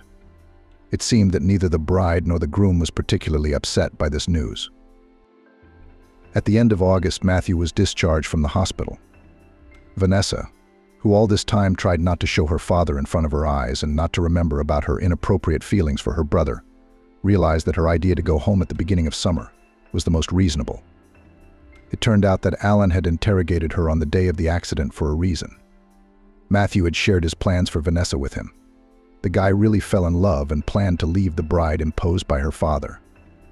He was not at all embarrassed by the fact that his beloved was a maid and that his father would be furious when he found out about everything. He decided to share his plans with someone he had grown accustomed to trusting since childhood. Uncle Elanonu, his father's assistant and longtime friend, had actually raised the boy. In many ways, Matthew trusted him much more, so he decided to confide his plans for his upcoming marriage to him as well. Trust him, and ask for advice. Alan realized that the boy's youth and inexperience could ruin not only his life and career, but also hurt his father. In his first impulse, Alan wanted to send Vanessa back to her hometown. His plans were thwarted by an accident, and then he realized that he was doing to Matthew exactly the same thing his father had once done to David when he forced him to leave Jessica. However, he wasn't going to let their relationship go as far. Another naive, jilted girl and another unhappy child. No, that wasn't what Alan was going to allow. He made the decision to give them time to work things out. Maybe this relationship would work itself out. Or maybe there was no love affair. Just a desire to go against his father's plans. So he decided not to get involved. Besides, it had been over 2 months, and the infatuation with the girl might have worn off in the young man's head. Unfortunately for him, Matthew not only did not forget about his infatuation with the young maid, but from the first day he decided to take active steps. And the first step was a huge bouquet, which Vanessa found under her door the next morning. There was no envelope with an indication of the giver, but it was not required. There were, and could be, no options. Vanessa decided to nip his advances in the bud. Entering the young man's room, she caught him warming up. After a month of forced bed rest and recovery from fractures, the guy decided to make up for lost time. His leg was still in a cast after a bad fracture, but he had already asked to have arm exercisers installed in the room. The moment Vanessa walked in, he was working out while listening to music through headphones. He couldn't hear her enter. And she froze, seeing him so perfect, so athletic. Apollo in a cast. Considering that she'd hardly had relationships or attention from guys before, she wanted to give in to his advances, if only for a short time, and then tell him everything, or silently disappear and live the rest of her life in happy memories. She must have been too deep in thought, because Matthew had noticed her presence and was saying something to her. I'm glad Vanessa seemed to have listened to the most important part of the conversation, considering how wide and happy the guy was smiling. I'm sorry I was listening. What were you talking about? I was saying that I'm going to break up with her today and tell my dad. Tell him what? I guess I hit my head a little, Matthew joked. I couldn't help it, and I can hear you. I can't understand why you make decisions that affect me without asking my opinion. I thought you liked me too. There's a very, very, very big difference between liking you and running to the ends of the earth with you. But for example, you and I haven't met. I'm a maid. You're a millionaire's son. I'm a college graduate. You're a prestigious foreign university. You're rich and famous, I'm not. I wanted to finish, but she didn't dare. I don't see the problem. We've got plenty of time to get to know each other. How old are you? 19 soon. Great. Plenty of time to get a decent education. It's not like I'm dragging you to the wedding on your doorstep like Ciara and I did. Let's just be around each other and get to know each other. I like you a lot, and I can't believe you don't feel the same way about me. With those words, Matthew reached out his arms to her and gently pulled her to him. She should have resisted, should have turned away, should have pulled away and pushed him away. Great came a familiar voice. I'm gone for a couple weeks, and he's already smirking. With some girl. A furious Ciara stood in the doorway, glaring at the couple. Ciara, what are you doing here? Matthew didn't seem bothered by the fact that he was kissing another girl in front of his fiancée. He didn't even open his arms, still holding Vanessa to his chest. The same ones you did. You're so shameless. Now let her go. I don't know who you're hugging. It would have been nice if she was a famous model. Stop, Ciara shouted, yanking Vanessa's arm away from Matthew. I can't believe it. The maid. What are you doing here anyway? You haven't changed a bit. You're still the same ugly gray mouse. Ciara, stop it. Matthew stood up for Vanessa, not surprised that the girls knew each other. What are you, silent? Did you choke on your tongue as usual? What brings you here? Are you trying to get back at me? You sneak into my fiancé's house and get into bed with him. Don't get your hopes up, you won't get him. Ciara, you're wrong, Vanessa tried to justify herself. I took a job in this house, not knowing that it would soon be yours. I came to Matthew's room to see if he needed anything cleaned or brought in, and I accidentally fell on his lips. And he asked me to help him up out of his chair. I did, Ciara finished. You've never been good at lying, but now you decided to try. Well, that's a ridiculous excuse to fall for. Anyway, she turned to her fiancé. It's going to stop today, or else, well, she knows it will be otherwise. With that, the girl left the room, slamming the door so that a painting fell from the wall. The glass shattered into several dozen pieces, one of which bounced off and hurt Matthew's hand. Damn, what a fury. He laughed, trying to pull the shard out of the wound. Let me help, Vanessa said on impulse. But after a couple of minutes, Vanessa regretted it, because she found herself pressed against the door. The young man, not waiting for her to object, kissed her. Her legs gave out and she would have fallen if he hadn't put his arms around her. Gathering her will in a fist, she managed to pull away and say, "Don't ever do that again." But you liked it, didn't you? The guy grinned and reached for her for another kiss. This time Vanessa managed to dodge. I have to clean this place up, she said, ducking out the door and trying to hide in her room as quickly as possible. After catching her breath, she went back to the kitchen, grabbed a dustpan and broom, and headed for Matthew's room. This time he was fully dressed and sitting in front of the TV. Calm down? Let's continue. I'm here to clean up the glass, Vanessa said. I hope you won't hurt your hand with anything else. Not anymore. But you didn't remove that shard from me either. If you behave like this, it'll stay in your hand, and you'll let it," Matthew said mockingly. "And if it starts to get blood poisoning and I die without glory or honor?" The young man's voice was enveloping and made him think of anything but work. "No, I can't let David get blood poisoning," Vanessa said. "No, you can't. He was the only one with the right blood. He's had a lot of it pumped out of him." "That's right. That's the only thing worth living for. I'll appreciate him even more now. He's been my best and truest friend before, and now we're of the same blood." "You were the same blood before. No one else had such a rare bloodline. Not even your parents," Vanessa blurted out. She was about to bite her tongue off for that last sentence, because Matthew clung to her like a bulldog. "What's weird, your parents don't have a band like mine. I misspoke. And anyway, I have to go. Or you're not going anywhere until you explain what you meant." Matthew's tone went from playful to affectionate to categorical, unapologetic. "I didn't mean anything. Except that children most often inherit their parents' Rh factor," Vanessa said hastily. "If I remember my biology course well, if a child has it negative, it means that he took it from his parents or one of them. So if my parents have it positive and I have it negative, I'm a foundling?" "No, why? Maybe your father's Rh factor is positive. Usually children inherit it from their father. But I'm not sure, I don't know. We should go to the hospital," she suggested. The boy seemed to understand everything and began to reason out loud. "Alan's father is an acquaintance from childhood. They were friends. Alan devoted his whole life to sports, and his father went into business.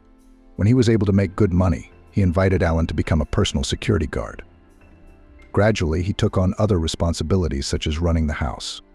Always together, always there for each other. Never a quarrel. And now Alan becomes the only suitable donor for me." "Well, maybe you don't know and someone else helped?" Vanessa suggested. "There are all sorts of reasons why a person can't be a donor illnesses. For example, maybe your mom with the same rhesus." Vanessa regretted 100 times that she had voiced her doubts aloud. "No, only Alan's," Matthew cut her off. He seemed oblivious to the fact that Vanessa was still in the room. He gestured toward the door, signaling that she should leave the room. He picked up the phone from the table and dialed a familiar number. "You can come to my room. It's an emergency," the guy shouted after he heard an attempted objection. Going downstairs, Vanessa ran into Alan on the stairs, who was walking with quick steps towards Matthew's room.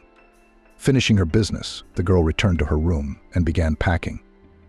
It was naive to believe that she was in a position to fight this. It had some incomprehensible magical power over her, making her lose her will and her mind. The consequences could be most unpredictable and terrible. So she should have left the house, returned to her own place, and thought about how to live further, how and what to earn money for. About demanding from her father financial help or his participation in her life. The girl did not even think about it. She wanted to forget this page of her life. No sooner had she packed her things than the phone rang. It was Alan. He asked her to come up to Matthew's room. His voice was calm but strange. "I told you not to go where you don't belong." Alan greeted her with those words as soon as she could enter. "Wait, don't scare her before she's ready. Maybe things can still work out very well." Matthew cheered up after talking to Alan, as if he had heard great news. "I don't understand what's going on," Vanessa said. "Alan, I wanted to ask you to pay me back. I can't stay here any longer. Of course you've made a mess, and you're in the bushes." "No, darling, you're not going to do it now." "No, dear, you're not going anywhere now," Alan grinned. Matthew tried to grab the girl's hand. The attempt, however, was unsuccessful, and he fell back onto the bed where he had been sitting. Vanessa instinctively rushed over to him for support. "I told you she loves me too," Matthew laughed, standing up easily and hugging the girl. I see that history is repeating itself again. And your father will not be happy about this news." Alan shook his head. "Not to mention your fiancée and her father." "My fiancée is in front of you," Matthew objected. "Will someone please explain to me what's even going on here?" Vanessa pulled out of Matthew's embrace. She looked from one to the other, trying to figure out what they were hiding. "Alan, tell me." She knows half of this terrible secret anyway. Besides, she thinks she's in love with her brother. And don't argue, I can see that you like me, the guy said when the girl tried to get indignant. Judy, sit down. This is going to be a long conversation, Alan said. David and I grew up in the same neighborhood. Ever since kindergarten, we've done every mischief together. Never fought. Always helping each other out. We lived like that for almost 10 years until a military family moved in next door. The incoming officer and his wife had a beautiful daughter, Addison. As you can imagine, that's Matthew's mom. We were both crazy about her, chasing her around like puppies. And we weren't the only ones. She was the star of the school within a year. Nobody even noticed her at first. And then we graduated and moved away. And we met at the New Year's Eve ball at school, not knowing what David had charmed her with. We had an affair. But I didn't want to give up either, even though I couldn't stand in the way of their happiness. So I finally confessed everything to her and gave her a choice. She chose David? Vanessa asked. No, she did what a real woman would do. She stayed with one man and got pregnant by another, Matthew said angrily. Don't you dare say that. It's your mother. Alan almost punched the young man in the face. Matthew, stop it. Alan, what happened next? Tell me. As crude as it sounds, Matthew expressed the essence of what happened, Alan said. She did choose David, and she gave me a generous gift that I couldn't have hoped for on the last night. Who would have thought that was the night she'd get pregnant? Yeah. So that's why you have the same blood type? Vanessa guessed. Yeah, I've suspected that for a long time, Matthew said. I look a lot like you. The same habits. My father and I were always like strangers. When did you find out that Addison's baby was your son? When she and David set a wedding date, I decided to leave. Stay out of the way. I signed a contract and joined the army. Came back almost 6 years after I was wounded. No family, no money. David found me and invited me to stay with him. The first time I saw Matthew, I knew he was my son. I don't know how the others didn't see it. That's around the time David met Jessica. I thought to myself, this is my chance. Jessica's gonna leave, and I'm gonna marry Addison. And we'll all be happy, Alan said. Yeah, happy, Matthew queried. Did you forget that in the world of money, no one's happy? Yeah, you're right. And Addison had made it clear to me that she didn't want me. To be honest, I'd grown cold to her during the separation. So I helped David cover up the whole Jessica thing. I bought her an apartment while I looked after her. You fell in love? Vanessa asked. You sure did. We even have the same taste in women. Only Jessica remained faithful to her first, and only loved for the rest of her life. Yeah, Mom never looked at another man after that, Matthew confirmed. Well, it was a story that was gradually forgotten. David took his family abroad. I went with them. I lived in 2 countries. And when Jessica was gone, I decided to move Vanessa closer to me so I could keep an eye on her. Addison and his son decided to come back to America too? Vanessa guessed. And then you know the rest, my friends. I don't know how you fell in love, but this guy interrogated me today. I had to come clean. So you're Matthew's father? Vanessa asked. Does David know? No, I don't think so. Anyway, we've never talked about it. Yeah, it's a real passion, Vanessa shook her head. It's like a movie. It's better than that, Matthew grinned. Now, I don't know if my alleged father will send me away and bequeath all his millions to you. Matthew, stop it. It's not funny. That's not funny. It's only fair, really. And I won't have to marry you or your daughter. I mean, he doesn't need me to make family connections with his business partners. Hey, I'm a good sport about this. Hey, I'm a good sport about this. You're going to be a rich heiress, and I'm going to get you again. Then I'll have the money again. Matthew seemed to be enjoying the situation. I wouldn't be so happy if I were you, Vanessa said. I think we should keep it a secret. At least for now, Alan said. I mean, Dad, are you crazy? Where's the secrecy going to go from here? So for a quarter of a century, everyone was silent. And it's not like David hadn't guessed anything. I suggest we get everyone together at the family council and confess everything. Have a night of revelations, Matthew suggested. It turns out that both parents were dishonest, both cheated and both had children on the side. Yourself? Alan questioned. But in fact, I'm an illegitimate child too. I'm not sure everyone will be as thrilled, Vanessa replied. I'm sure we can't keep quiet, Matthew insisted. Let's do it this way. I'll tell David myself. And then we'll think about it. The three of them went about their business. And not knowing that the capricious and resentful Ciara had already complained to her father about her fiancé Matthew. The man had never been known for his gentle nature, being resentful and suspicious. The fact that his potential partner couldn't keep his son in line meant that he would be just as soft in business, and he didn't want to do business with such people. By the time Alan had persuaded Matthew and Vanessa to keep quiet and not tell anyone what they'd learned, Ciara's father had already ordered the withdrawal of his investments in all of David's projects. Breaking up the deals threatened to lose large sums of money. Not getting a clear answer from his subordinates, David went home in a frenzy to seek an answer from his son. And the first person he saw in Matthew's room was his newfound daughter Vanessa in his son's arms. "How dare you?" David screamed at Vanessa. "Did you purposely show up to destroy my family? I will crush you to dust." "And you, puppy," he said to Matthew, "get dressed immediately and go to your fiancée. I don't care how, but you will beg her forgiveness.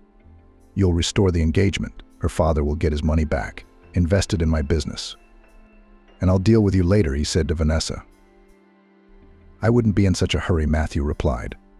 "Besides, you can't tell me what to do. I'm not even your subordinate, let alone anything more."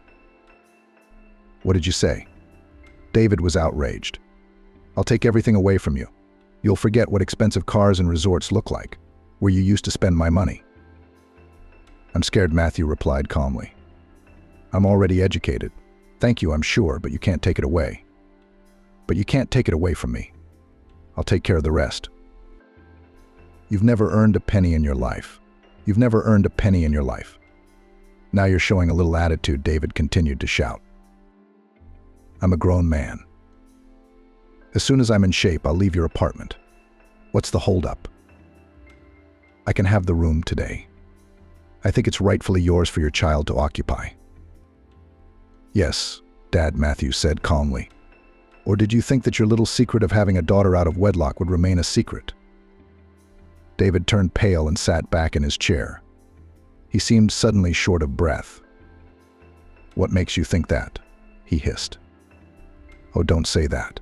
I have the courage to confess. And bonus, you get one more little secret.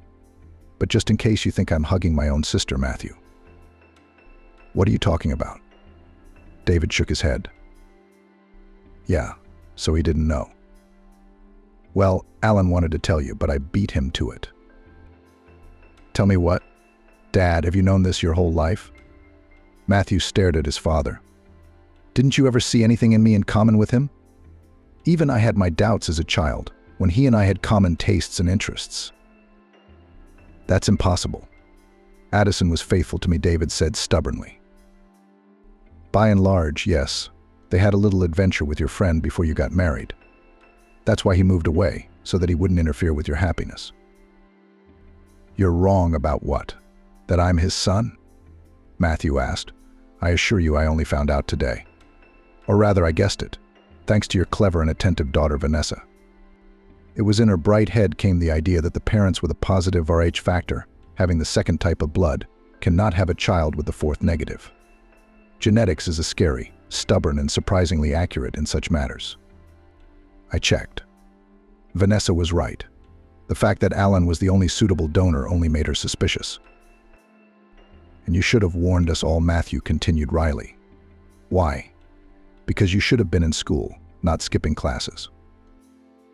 Vanessa looked at Matthew and couldn't believe her own eyes. In just one morning, he had gone from a sweet and handsome boy to a tough and sarcastic one. He seemed to enjoy seeing the effect his words had on David.